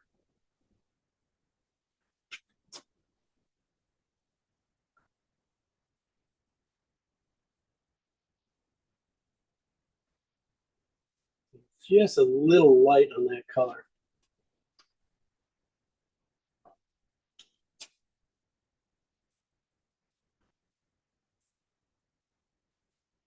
And I'm just, whenever I come down to the green, if I hit it too much, pretty much have to wet my brush. Because I don't want to take that green, put it back up here. I want to keep the cool warms down low, so I don't want to bring that guy up too much more. So I'm going to be working up here. I'm going to stay up here with the cooler colors. I'm going to get that green out of my brush. So just toning this. My 7 was probably just a hair light. Okay. I'm going to put this stuff in. And now I'm just a hair dark.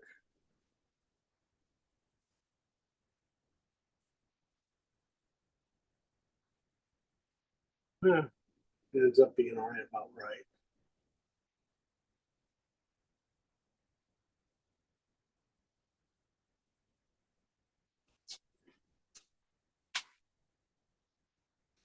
Just want to make sure you remember, get the tops of these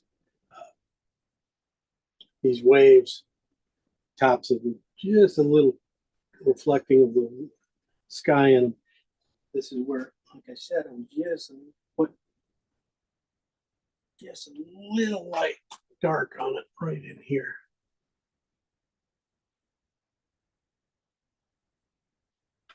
I'll come back in it. Lighten that color. It's perfect down in here, going across back in here. It's going to be really nice.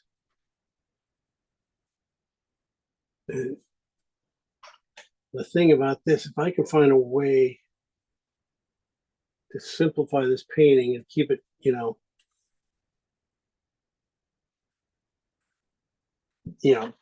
keep the energy without too much fuss. I mean, it doesn't look like I labored over the painting. That's what you want. You want to look like you didn't sit there and just paint every dot and every idea of the way everything. You took what you needed from it. That's what I'm trying to do right here. This color is just light enough to do a lot of the midtones and a lot of the highlight midtones. Just by adding just a hair white to it worked. So you start getting this kind of messy, which is a lot of brush strokes, but it looks like a lot of brush strokes, but it only took a few seconds.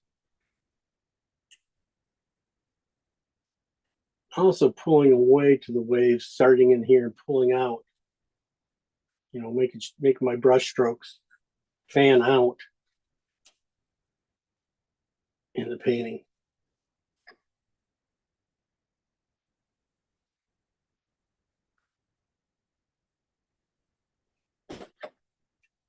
See, just by that little bit of white opacity, everything starts to lighten up. I'm just trying to right now keep my spots here.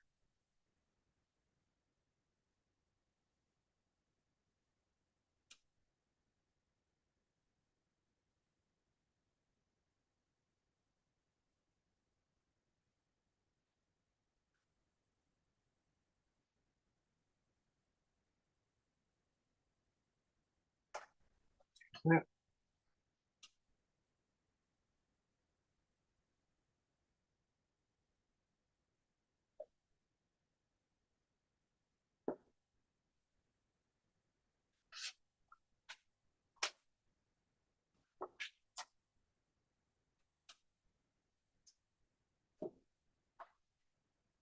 I'll get that later.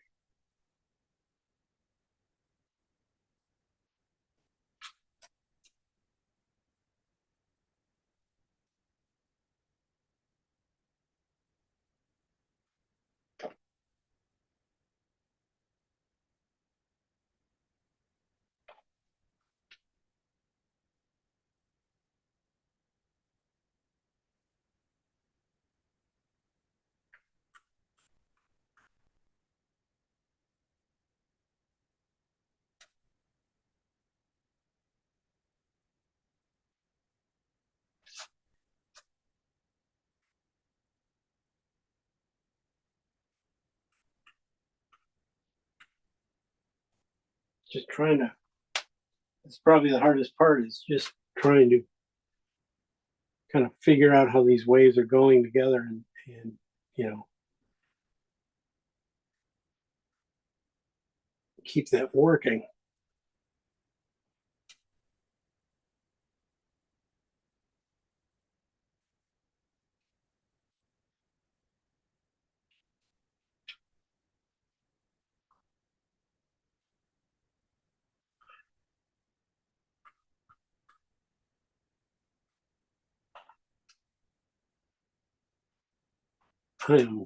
Basically this is just phthalo green and alizarin together,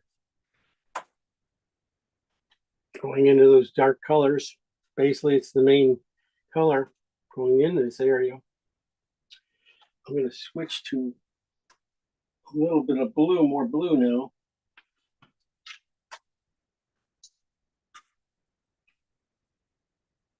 In this area,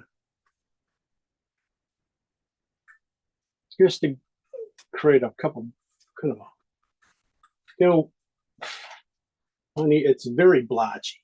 The water is very blotchy underneath. So don't want to go too long with this color.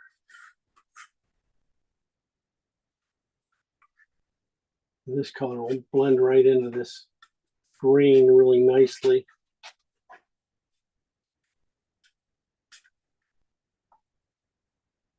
And soften it up a lot.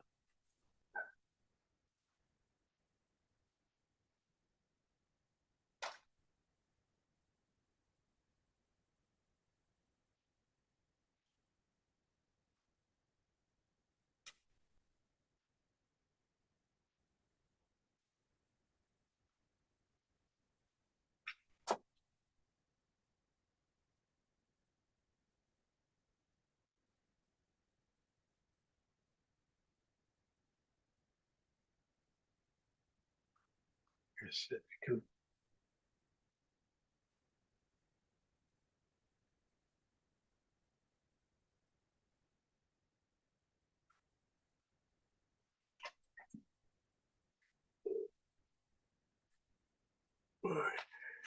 That helped. That brought that down. Gonna fill the painting up very quickly. Then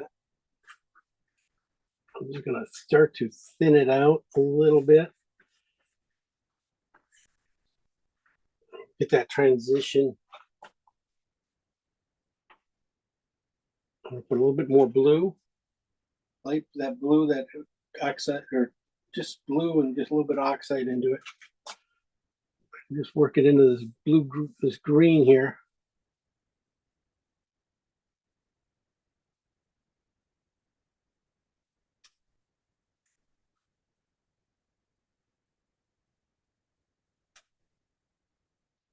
Just start to see how it trails out.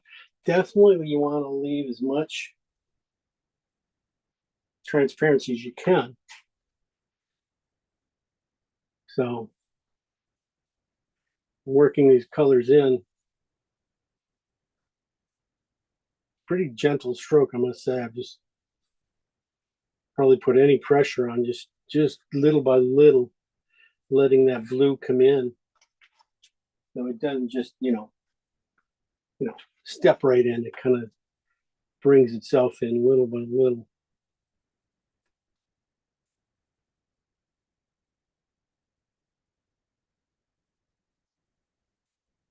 This is just like the first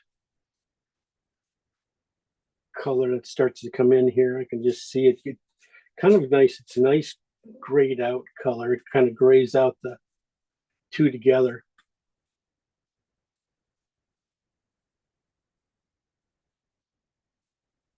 And it starts to add the blue into there, ready for the kind of the highlight that's going to go in there. Where over here, I put it in a little stronger because I so that it's doing something a little different here. It is real reflective. There's a little reflective light from the sky, but there are also things on the water here I saw that are very blue, have a tint to blue. It's almost too light. I'll probably have to go back in and darken in that area there with the very dark area, that almost purple. Go with the purple.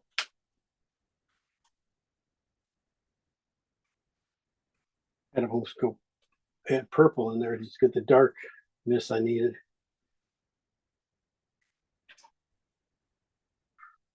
All right.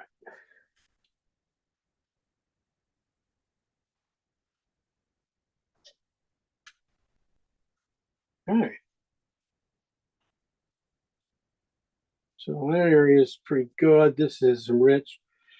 Let's see. This section here, definitely see some blue starting to come in. Let's see if it does what I was thinking it did over there. No. Yes, a little too strong.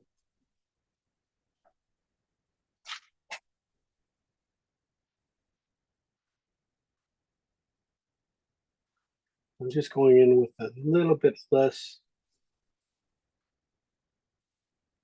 phthalo green and blue, white, and I'm going to put it in this one spot like I did there.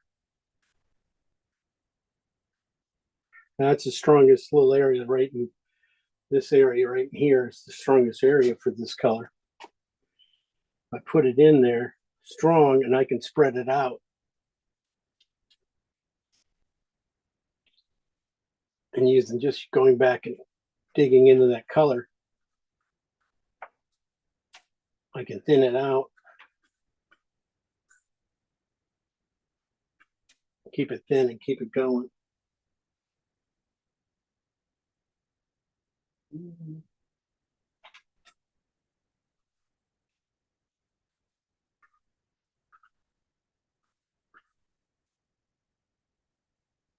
Seems I just bring it in here and just letting it touch some of this richness of the orange and other color in there. Just let it touch, but not jump in. And then over here, just when I bring it back in over here on this section, you can really see where it starts to become the highlight.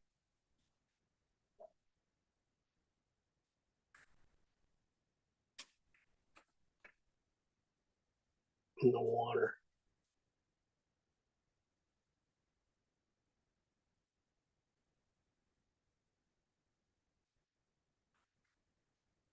Okay, that's enough. That's too strong. And that's a nice thing is you put the color in and you just touch it into place. Go through, touch it one more time. Usually will drop down. Now, also that what it does, it gives you the key color on your brush. So now all of a sudden your brush is okay to finish on. So this is, I guess, basically that highlight I'm working into this color here. Okay, so going around here, this is just going around this section here. That's how I do it. I just go around little by little, see where these areas come out, and then just seeing in those areas, looking at them one more time to pull out what's really the color, what's this color, what's the value, is it strong enough, is it bright enough, that kind of stuff. I'll be just digging in these little areas one more time at the end, seeing if it needs just a little more brightness, what's going on. Just keeping it very thin though, because that's what the thinner I make this, keep this, and let my, like I said, get rid of all the strokes. I want to get rid of most of my strokes in this stuff. But sometimes just pushing the paint in this area, putting it clean, and now that my strokes, I can really concentrate on my strokes to be doing what they're supposed to do. It's getting rid of just a little more of this.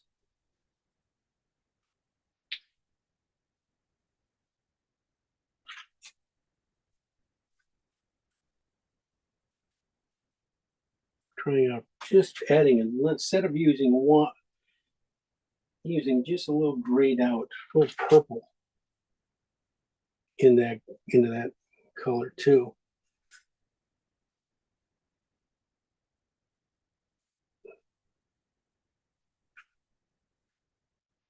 Because it does get just a hair boring.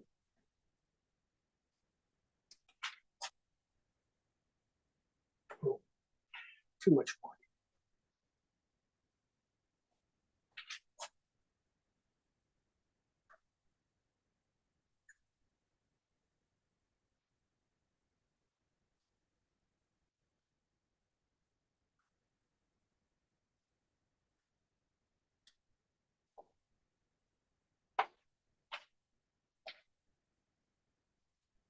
Now, all right. I'm doing this way too much down there. Let's move up a little bit farther in the water. Like that purple I was talking about, being like a transition color between this green and that blue. So that's what I'm doing now. This is the oxide red and blue. On the oxide red side with white in it, probably to about a 5. It's just going to be able to come into these certain areas and, become almost a stop between the two colors. And you believe it. You go, okay, that works. That works. That's why I was trying to put it down. I saw it down in here, and just these little crevices in the waves, the little wells in the waves, right in here, around here. You see the highlight, and then you just see that little dark area and stuff. It's just really just a little teeny purple that's going in there.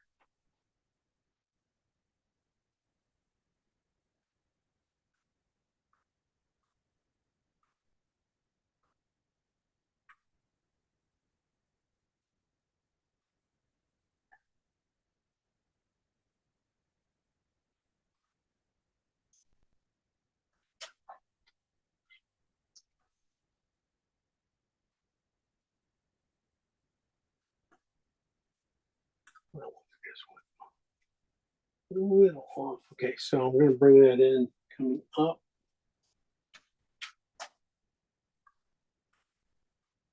So a lot of water. This is the toughest part. The dog, we'll spend about a half an hour on the dog here at the end. We're just getting the transition between, orange and blue green to, blue, you know.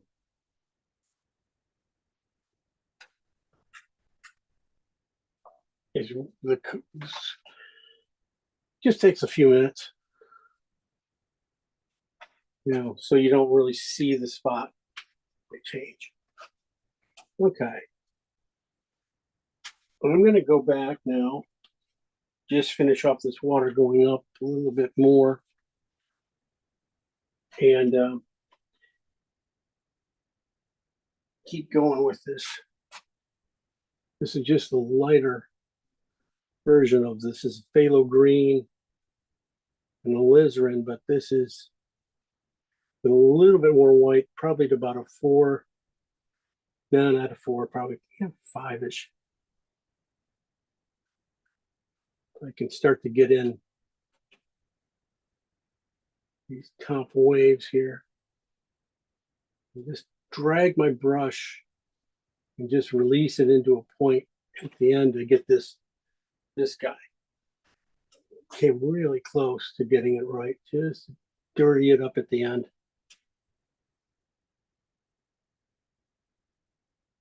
So I'm going to take this color and just, like I said, I'm going to do a lot of this little eddies and stuff here.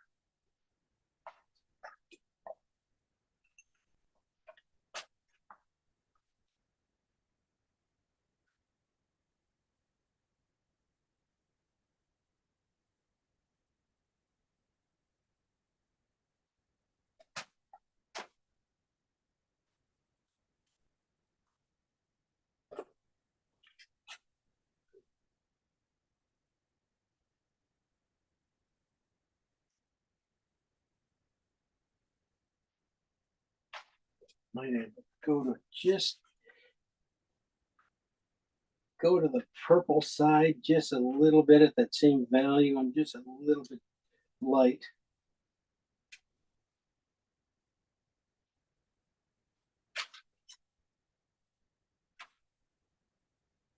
Yeah.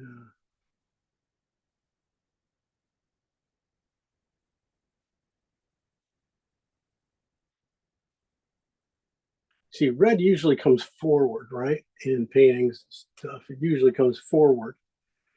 And so you would think this, red and green, you put mixed together, you're on the red side. You would go, well, that red should come forward before green, right? It should hit your eyes earlier. But it doesn't work that way with these two colors, because alizarin's a cool red.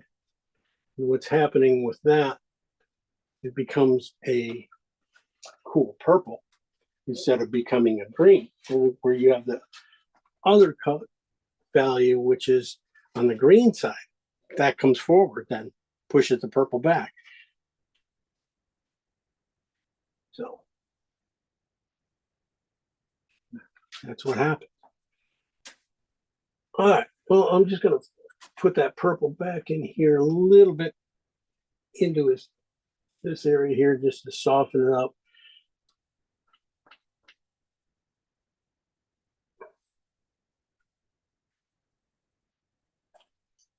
And then we'll paint the dog. Did not put a lot of,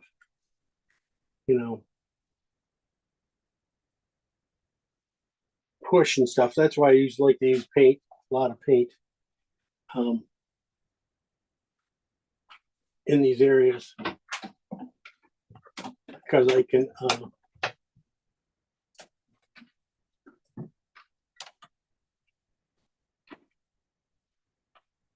always got room to push the paint.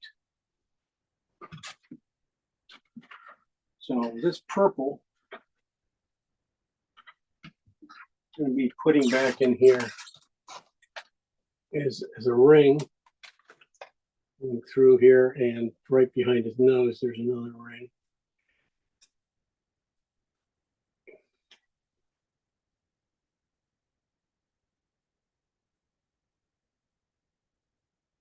So you start to see when it comes up in this area, it's just too bright.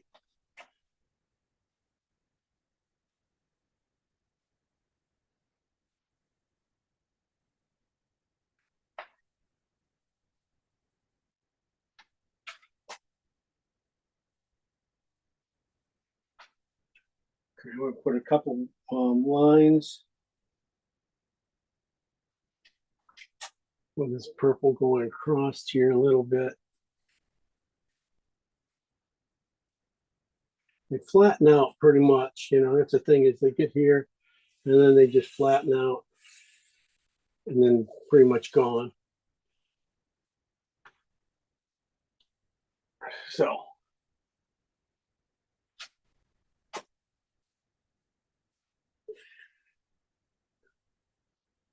basically feel a little couple lines in here going through. Long lines. They don't have to be straight either. That's the good thing. So we're gonna leave that basically that, and then I'll just be coming back with blue and blue and white. But this is gonna be probably oxide blue back in here. So it's gonna be just a little grayed out blue going into that purple. So I'll be using that. We're up here.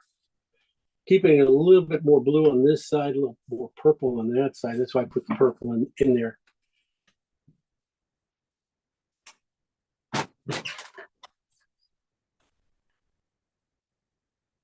And just working it.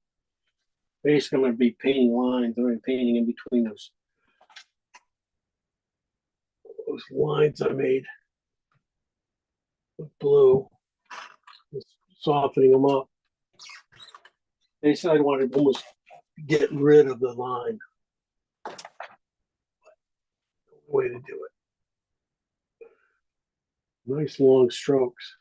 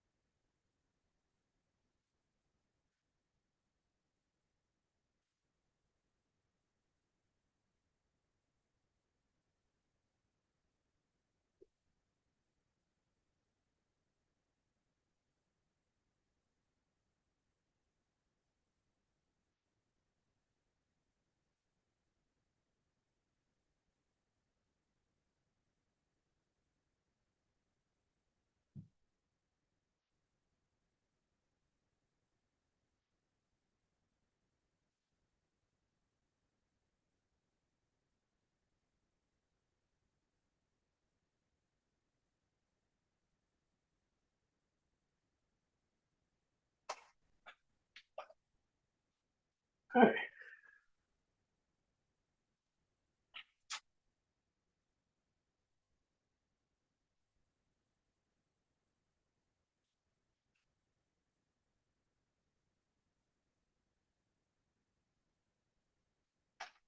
And this color will come back in. Some of the highlights down in here too. And there's midtones and stuff to put in. Which we'll get to right now. That's as far as I want to go with that big brush right now. But then I'm going to bring out a bristle brush and big bristle brush, and we'll start to, you know, dig in here and get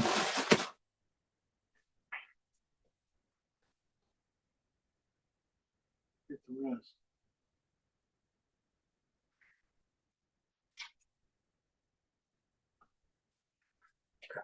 Going to start darkening on this area. Definitely going to start off. I'm going to put in now, go back into that oxide red, oxides, transparent oxides I did. You know, this is on the, that should be on the green side. I put it on the red, yellow side, so it's got a little bit of yellow, a little bit between there. This is going to be like very thinly put on. Basically, I want to just give the fur, I put the fur in, something just to grab onto.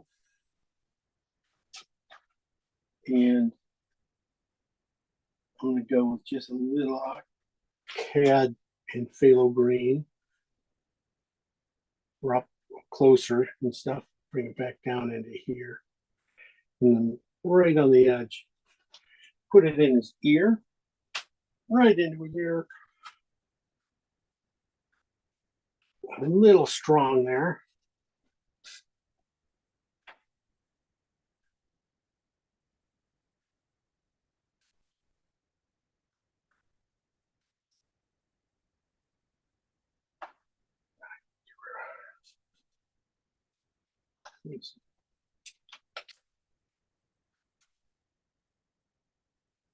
Get rid of all that nose because it's going to be just jump out of there. This is CAD red and phthalo green coming back in.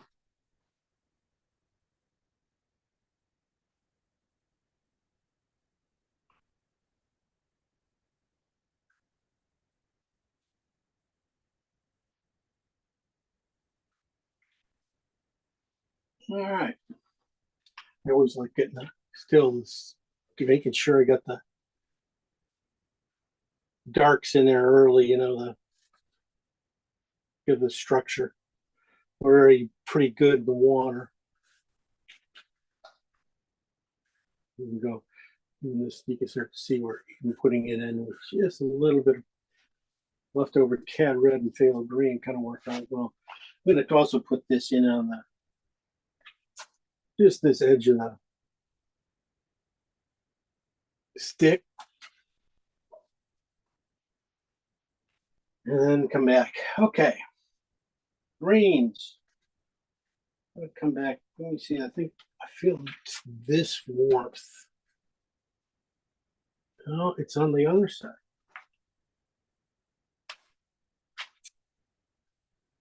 Yeah. This is oxide red, transparent oxide red, and green, white.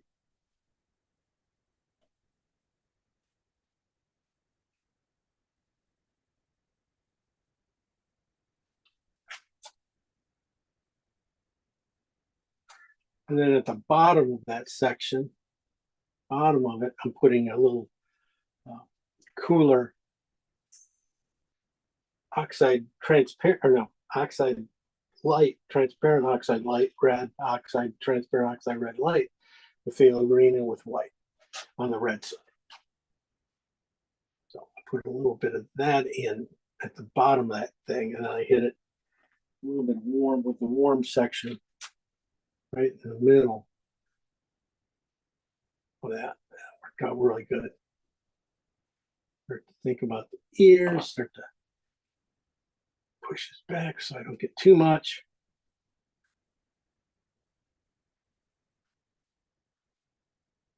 Or start to get this color. I'm going to work these two colors.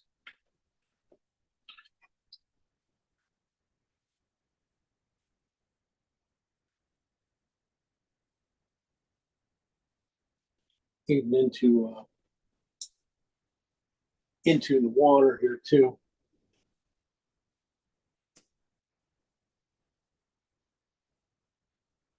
For the reflection. Of course, the reflection, this is a kind of a dark and stuff, so it's going to reflect just a little lighter into the water.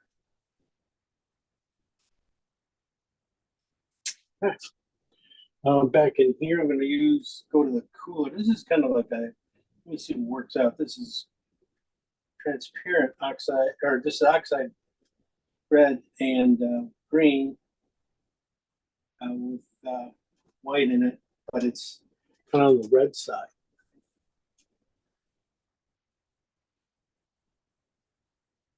Which it's on the red side, but it doesn't read on the red side. It's very much a green. And that's really good for a lot of these little areas here. Might even darken it up, go to a different stage of it. A little bit darker for a few of these. just these ways. Okay, I'm gonna also, yeah, just give this his back here just a touch of that color into it, up to where it changes color, right up to about there. Then I'm going to get his tail in this color.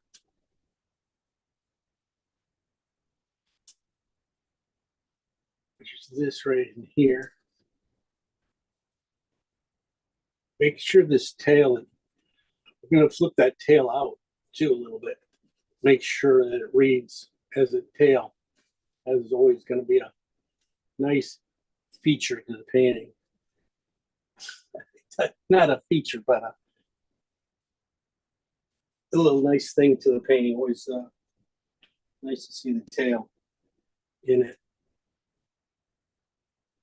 That's almost too bright. That's should be warmer.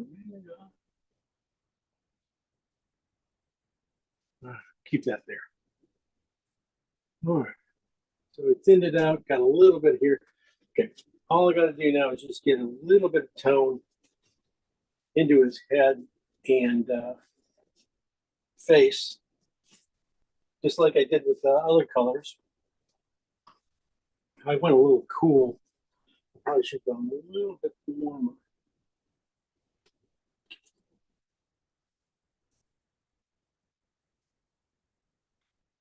Into it. Maybe more just at the top layer. You know, as it transitions to the top. Okay. Head. I'm going to go back to Cad Orange and Phthalo Green for most of his head here. I'm just going to put a little touch here, touch into his mouth and stuff.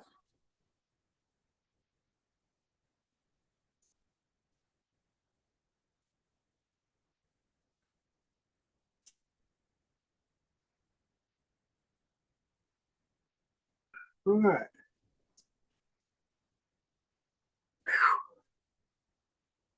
As far as I can go with a big brush on him. And now it's just going to put in some highlights.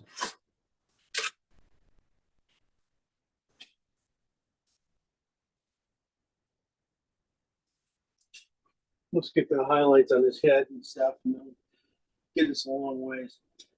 Definitely, it's another bristle brush I'm going to start with, but it's going to be a lot smaller.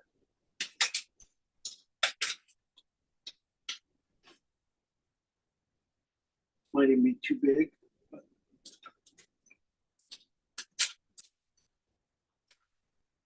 might end up going to like a number 6 or something at the end, being able to get that stuff. But yeah, you can see it's almost too small. I'm going to go with just one that will just fit it pretty well. All right, I'm going to start off with some of my mid-tones colors. These colors, though, are going to probably be back in here. This first one came from, this is Phthalo Green. That's Cad Orange and Phthalo Green, in fact, with white in it. Okay, I'm just going to barely dip my brush in oil, then grab my paint. I'm going to start back in here, see if I can get one nice big stroke, pushing it a little bit into this direction, and then come back and just let it come off my brush, and then twist it off at the end.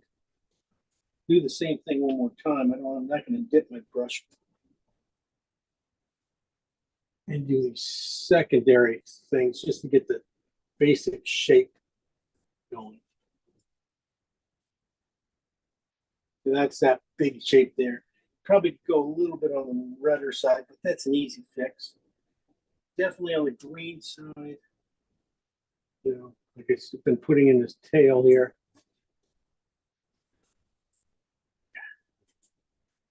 Definitely grab have a lot of paint. I'm gonna go a little greener too.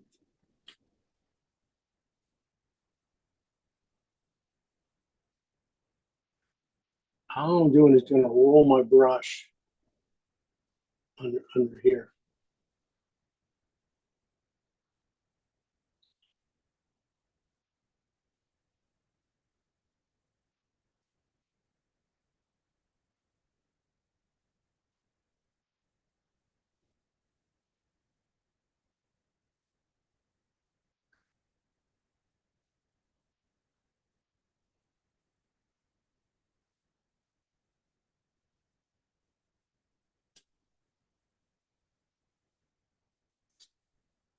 Well, that's a lot of the watercolor, just like that. That phthalo green and oxide and cad orange. You know, now if I go back in here, this is the where I just added just a little bit of white to that color back up here. Yeah, with that, come back in and get just a little more richness in that color here. I'm trying to keep that basic stroke I put in, as the feature stroke, but just adding a couple spots to it.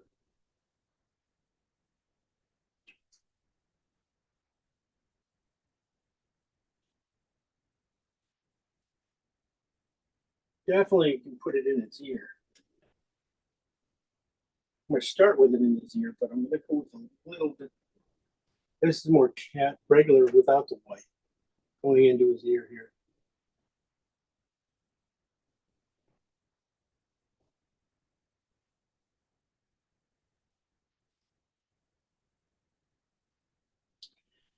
I'm going to want to get rid of that really second.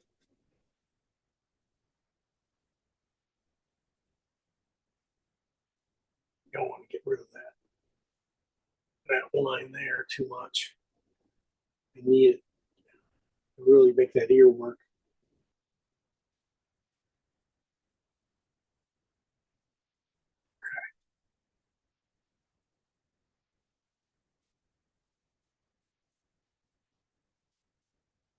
So that's working pretty well already. All right, let's I'm gonna do his head now. I'm gonna go back and do his head. I'm gonna work with some of this yellowish. This is transparent oxide and yellow in it. This is on the yellow side.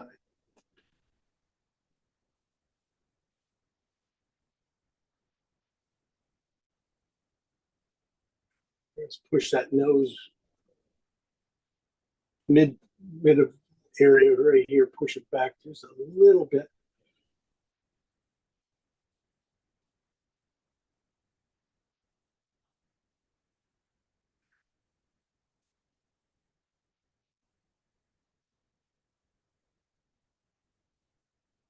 Just a little bit too much paint on that. Sorry, I scratched. I didn't want to kind of filled it up. There, so that's the color I want.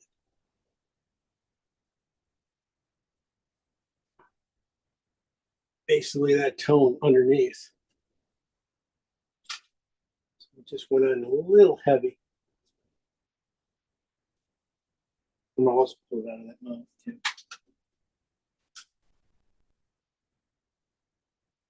It's that section here. Okay.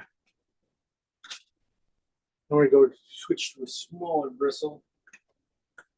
I'm gonna put in some of the highlights.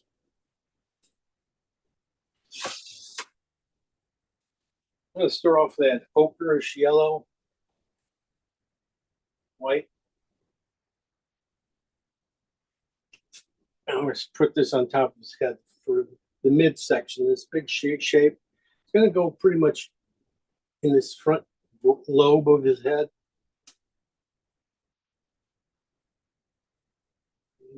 Insert, then drag it into that ear, get that ear. Just make that mark. A little bit more paint I'm going to do. Just need to get this shape down a little bit. paint.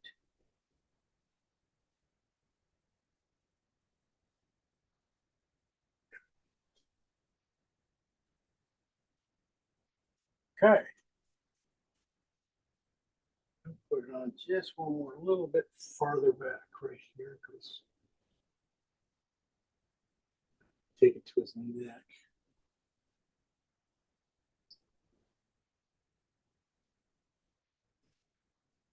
So it starts to dirty up and starts to do the right thing. Then I go back here. These are more yellow. Yellow has a little bit more yellow to it. What I'm gonna do is move.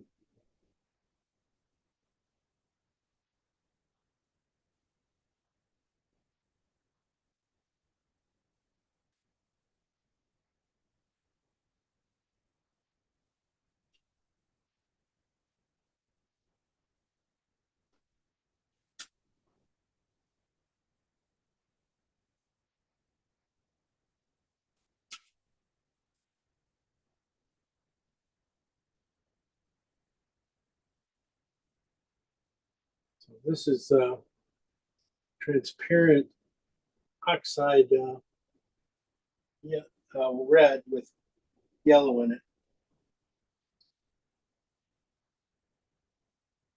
I'm getting on top of his head with it. Almost comes up like into a peak. And it comes back down.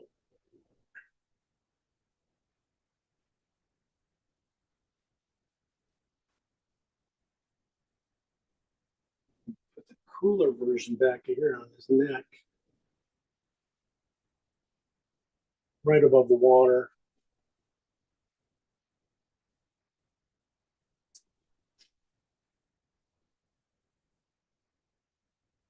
Yeah, you can start to see that kind of has a little pink to it. Okay. I'm also going to use a little bit of that right here on his lip. Just a little bit cooler than the yellow I put in there into it. So it comes forward just a hair bit. And okay. So that's about what I usually do. Now I'm going to put some pink. This is cad red and white. Now I'm going to put it right in the middle of this section here. I'm going to put a little oil on my brush. Grab a bunch of paint. And I'm going to just put it in there.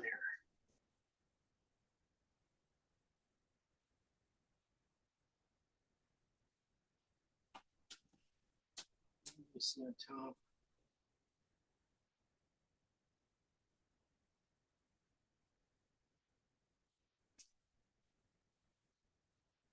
And I'm taking blue, white, just putting it on these back edges.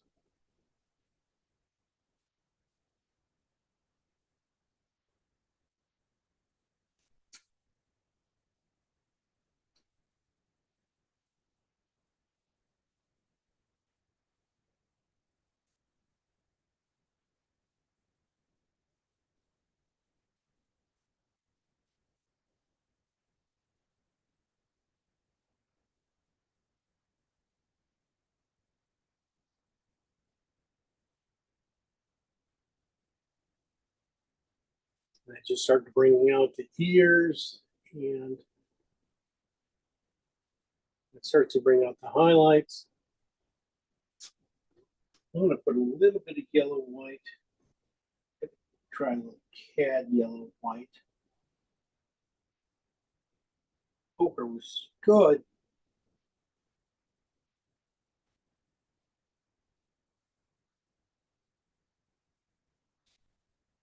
That just kind of just pops it though, because this pink was just dying just a little bit too much right here.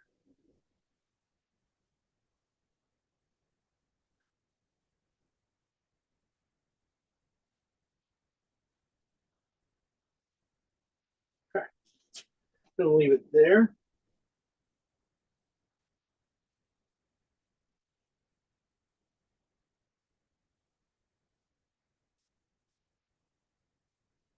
Let's see. Bring back in water now.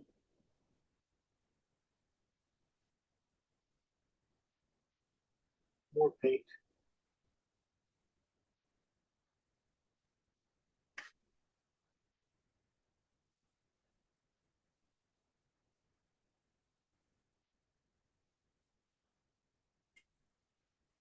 I'm just gonna put in this area here pretty quickly. Like I said, just look for big strokes. So start off thin, hit that front edge, turn it down, and then open up my brush and just let it pull up the paint, just let it go off. Lift the paint, lift the brush off a little bit. And do it one more time. I don't open it up quite as much.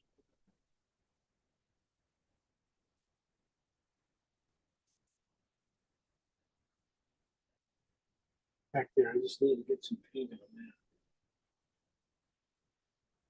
that. Right here was a good spot. I just didn't turn my brush.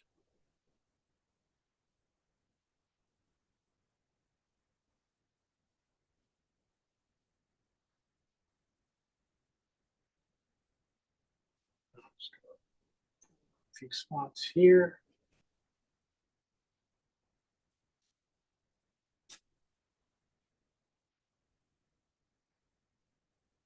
Okay. Now I can go back to the midtones.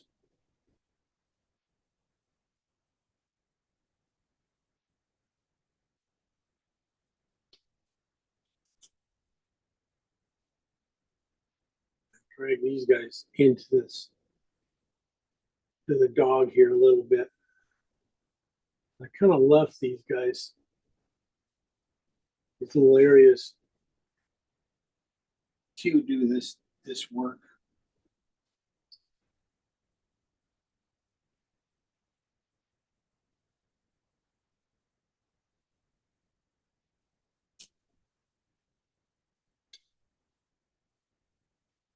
Because they're supposed to be doing some of the carving out too.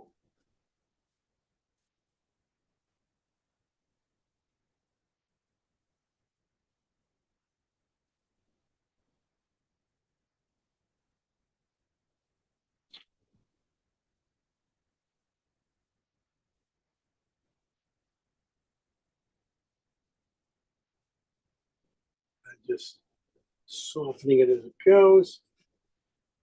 Like that.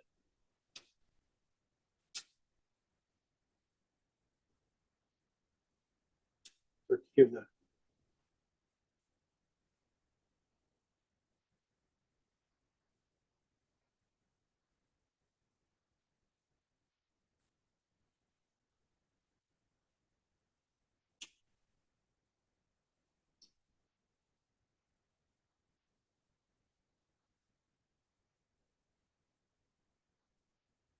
no, do it.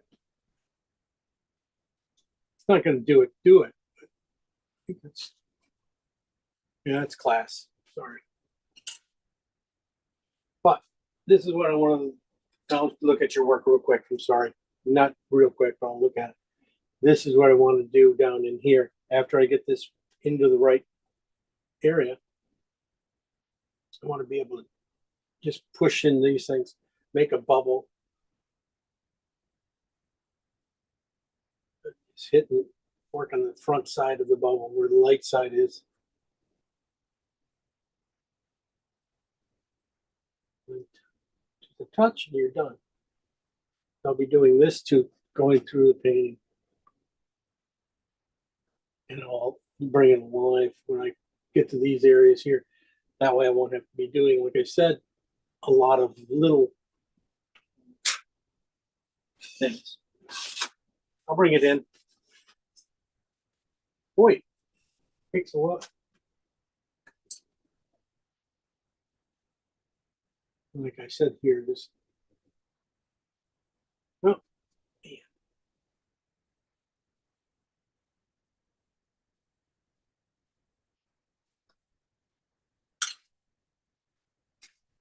So you can see it, yeah. warm green, the greens down in here fading away, the yellow oranges and stuff coming into the blues coming up. Trying to keep those big, areas open. You lose those the structure of the waves, and you kind of lose a little bit. So even keeping them simple like that can help. Color in the head, I don't know if that really shows it as much as it is, but it's yellow in the front, pinker in the back. And I'll probably also put a little cad red, lightish red around the outside of it at the end. So anyway, let's see. Thanks for joining. Let's see, we got Emery. Lisa, did you paint? Mindy, Sarah. I Lost painted. a couple people. Yeah, I'm here.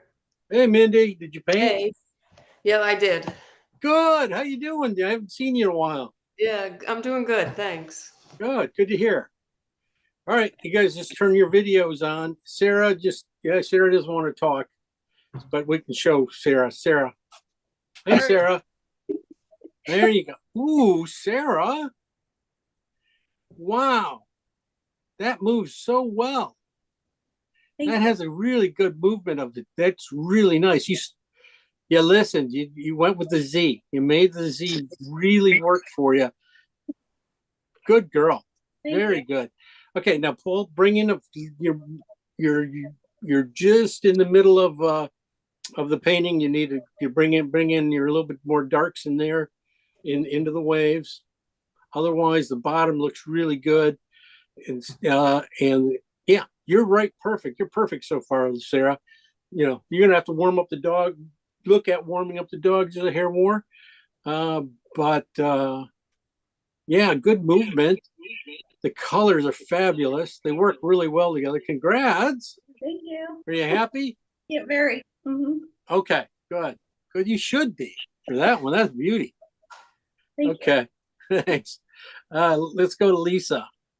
Okay, can you hear? Hi, Lisa. How are you doing? Hey, doing good. Yeah, you're echoing. That's because you have two on. No worries. What'd you do? Trying to turn the other one off right now. I can't get any volume or anything on that. No worries. Hang on, let me try and get in the other room. Hey, I like your house. Oh, yeah, thank you for the tour. I give you a little small tour. Hang on, let's turn around the camera. Wow, Lisa. I'm still getting some hard to get, not too muddy in the dog area, I think, and trying to get that started. So oh no, you're not muddy at all. You are perfect. You are fun. You are right there, Lisa. Thank you. That is really super. The colors are good. They're not muddy at all. Those you could tell mud. It would scream mud. Those those are nice, clean colors so far. Even good looking dogs so far too. Thank you. Yeah. You're good blendings. You're fun, good, clean blendings. Now just keep working those. Work. Like find that little Z pattern, right. Z line that coming in from the bottom of the painting will help get you there to the guy a lot. Yeah. Color. I think you listened really well. Well, I thank like you. those things. Yeah.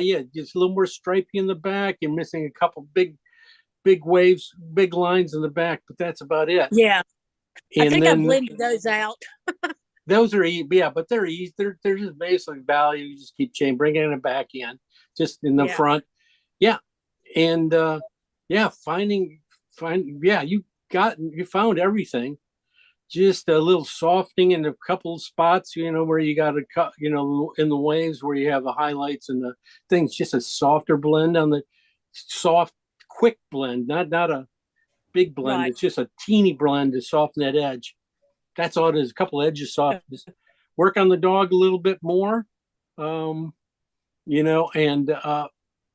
get those. Yeah, you were a watercolorist, right? Yeah, I started with watercolor first when I started painting, and then went to acrylics and trying to get into oils, and so and I do pastels and things like that, but oils is I'm struggling a little bit with oils, but I'm trying it more, and that's why I've got a right many of your videos going, and I've started out on a couple of my own pictures Oh to yeah, try to yeah. so and I love dogs and horses, so you just keep up the good work on those. That's all I could do. I'm a one-trick pony, right? Anyway, Hey, it's nothing wrong with that. I don't think so either. I don't, it's working out. Yeah, that's really coming along really nice. And we painted for an hour and a Thank half. you. We painted for an hour and a half. That's crazy. Isn't Yeah. it? It's crazy. Congrats. All right, Thanks. Mindy. Okay. There's our girl. How you doing, girl? Hi, Mindy. Good, thanks. Hi, Anne Marie. Love your poochie. What'd you do? Okay, Oh. so I did it horizontal, and I Cool. got rid of there isn't any green. Uh-huh. I cut off the green part. Yeah, well, you didn't want that. That's cool. That's okay.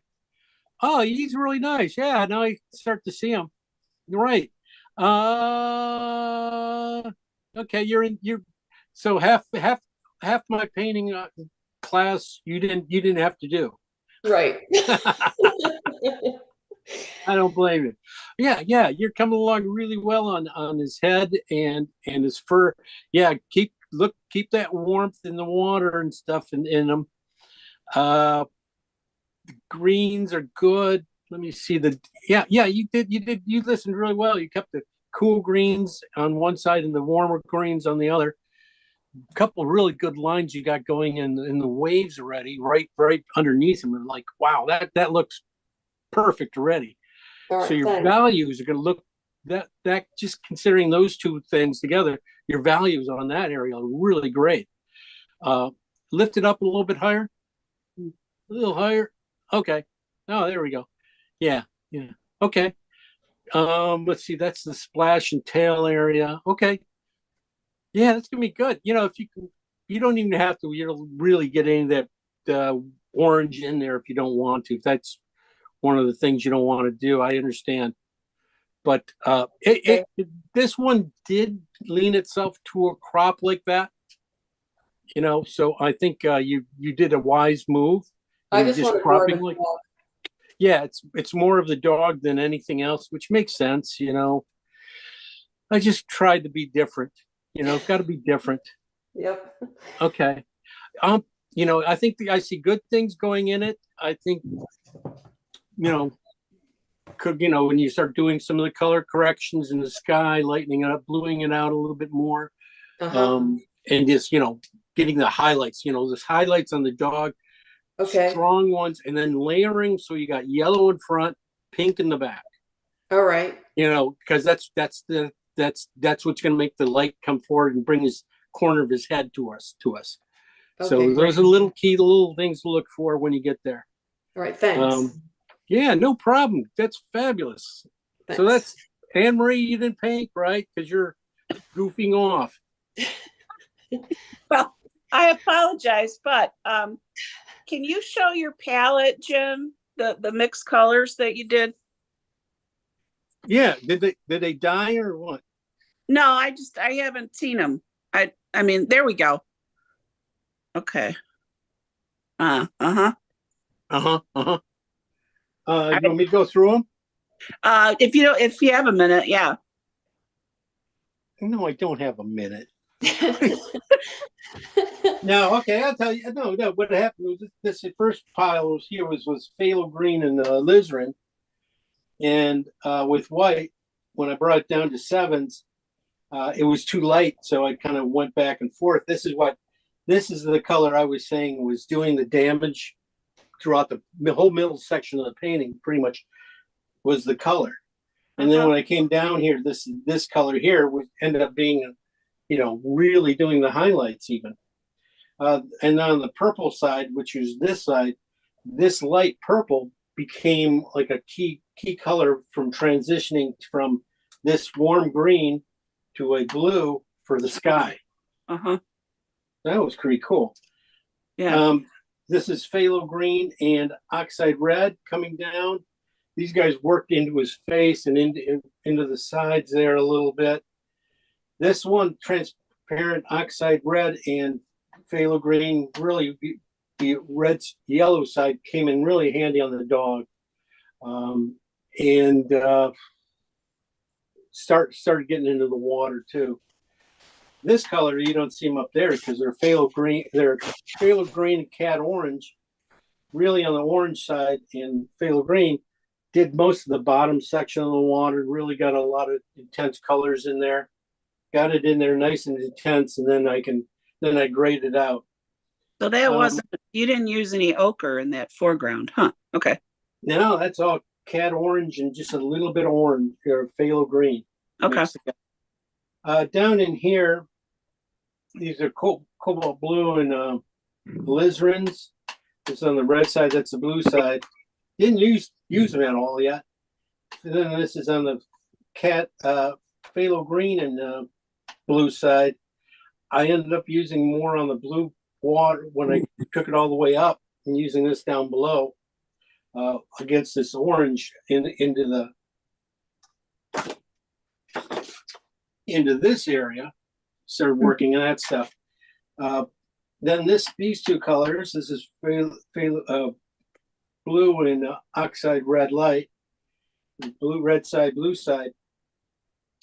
This blue became working really well up there, and it's going to go into a lot of these highlights in here too. So it's going to be a mix of these two colors working into the highlights of the waves at the end. I haven't put them in yet. These guys are working into the reds into the head. These are phthalo green and cad red. And this is white added in. The last color, I took these colors here and brought them over here and added white to them. I did the same up there. It's kind of like double dipped it. I don't know why. And then over here, this is a oxide red and cad orange mixes these two. More orange, more things. On the whites added. This is transparent oxide with cad yellow. More transparent, more cad yellow, white. And I took these two colors, put them over here. I ran out of space, added more white. And then my final colors over here were just white, yellow, pink with a cad red and white. This is cad yellow light, and then this just is blue. And I use those on the head. I'll be using those on his head, mostly on his little spots on his head for a highlight, just to pop his head out. And that'll be it. That's what I did. Thank you. No worries. That's good to finish up with that. I kind of never show that. In fact, to tell you, what I did, where they really ended up going, and the changes in the painting that I thought where it was going to go, and it sometimes just flips on you, which is pretty cool. Let's see. I think that's everybody. Next week, we're going to probably might end up in Toulouse next week, painting some. If you guys want to try, we could try the carousel in Toulouse. It's really going to be a very impressionistic painting. It's complicated, but I can show you how it's really not that complicated. It's really breaking it down into shapes. All of a sudden, you go, oh, if you paint the shapes, you're done. So Sounds good. yeah, that sounds like every painting. Yeah, that sounds great. Sounds like fun. Shapes, you're done. Oh, it's really dumb. But that's what I'm thinking, because I know that I want to do that painting because it's so gorgeous, and I'm going. It feels complicated, but I think you guys can handle it. I've been throwing some tough things at you, but I also want to keep the Saturday morning probably a little bit. We're going to end up doing a little more animals too on Saturday mornings. So we're going to get some. You'll probably be able to see some horses and stuff in that one. Who knows? Okay. Otherwise, yeah. Hey, so it's Labor Day and stuff. So you guys are off on Monday, hopefully, and you guys have some extra time this weekend. So, finish this one up. You get a chance. So I'll try. Much appreciated. Thanks for that run through of the colors. Yeah, no thanks a lot, Jim. worries. No worries, guys. Nice seeing you, Mindy. Good seeing you And too. Lisa. Yeah, nice to see you, Mindy. You too, Yeah, Anne-Marie. Sarah. And Monica, everybody who's here. Anyway, well, thanks for joining me on this one. I'm gonna, I'll finish it up and post it with you guys along with this. I don't think I'm not gonna be adding any new colors to this thing. There'll probably just be some drawing corrections. That's about all I'll be end up doing here. So we'll see you all next week. Thank Great. you. See you next week. Bye. All right, guys. Bye.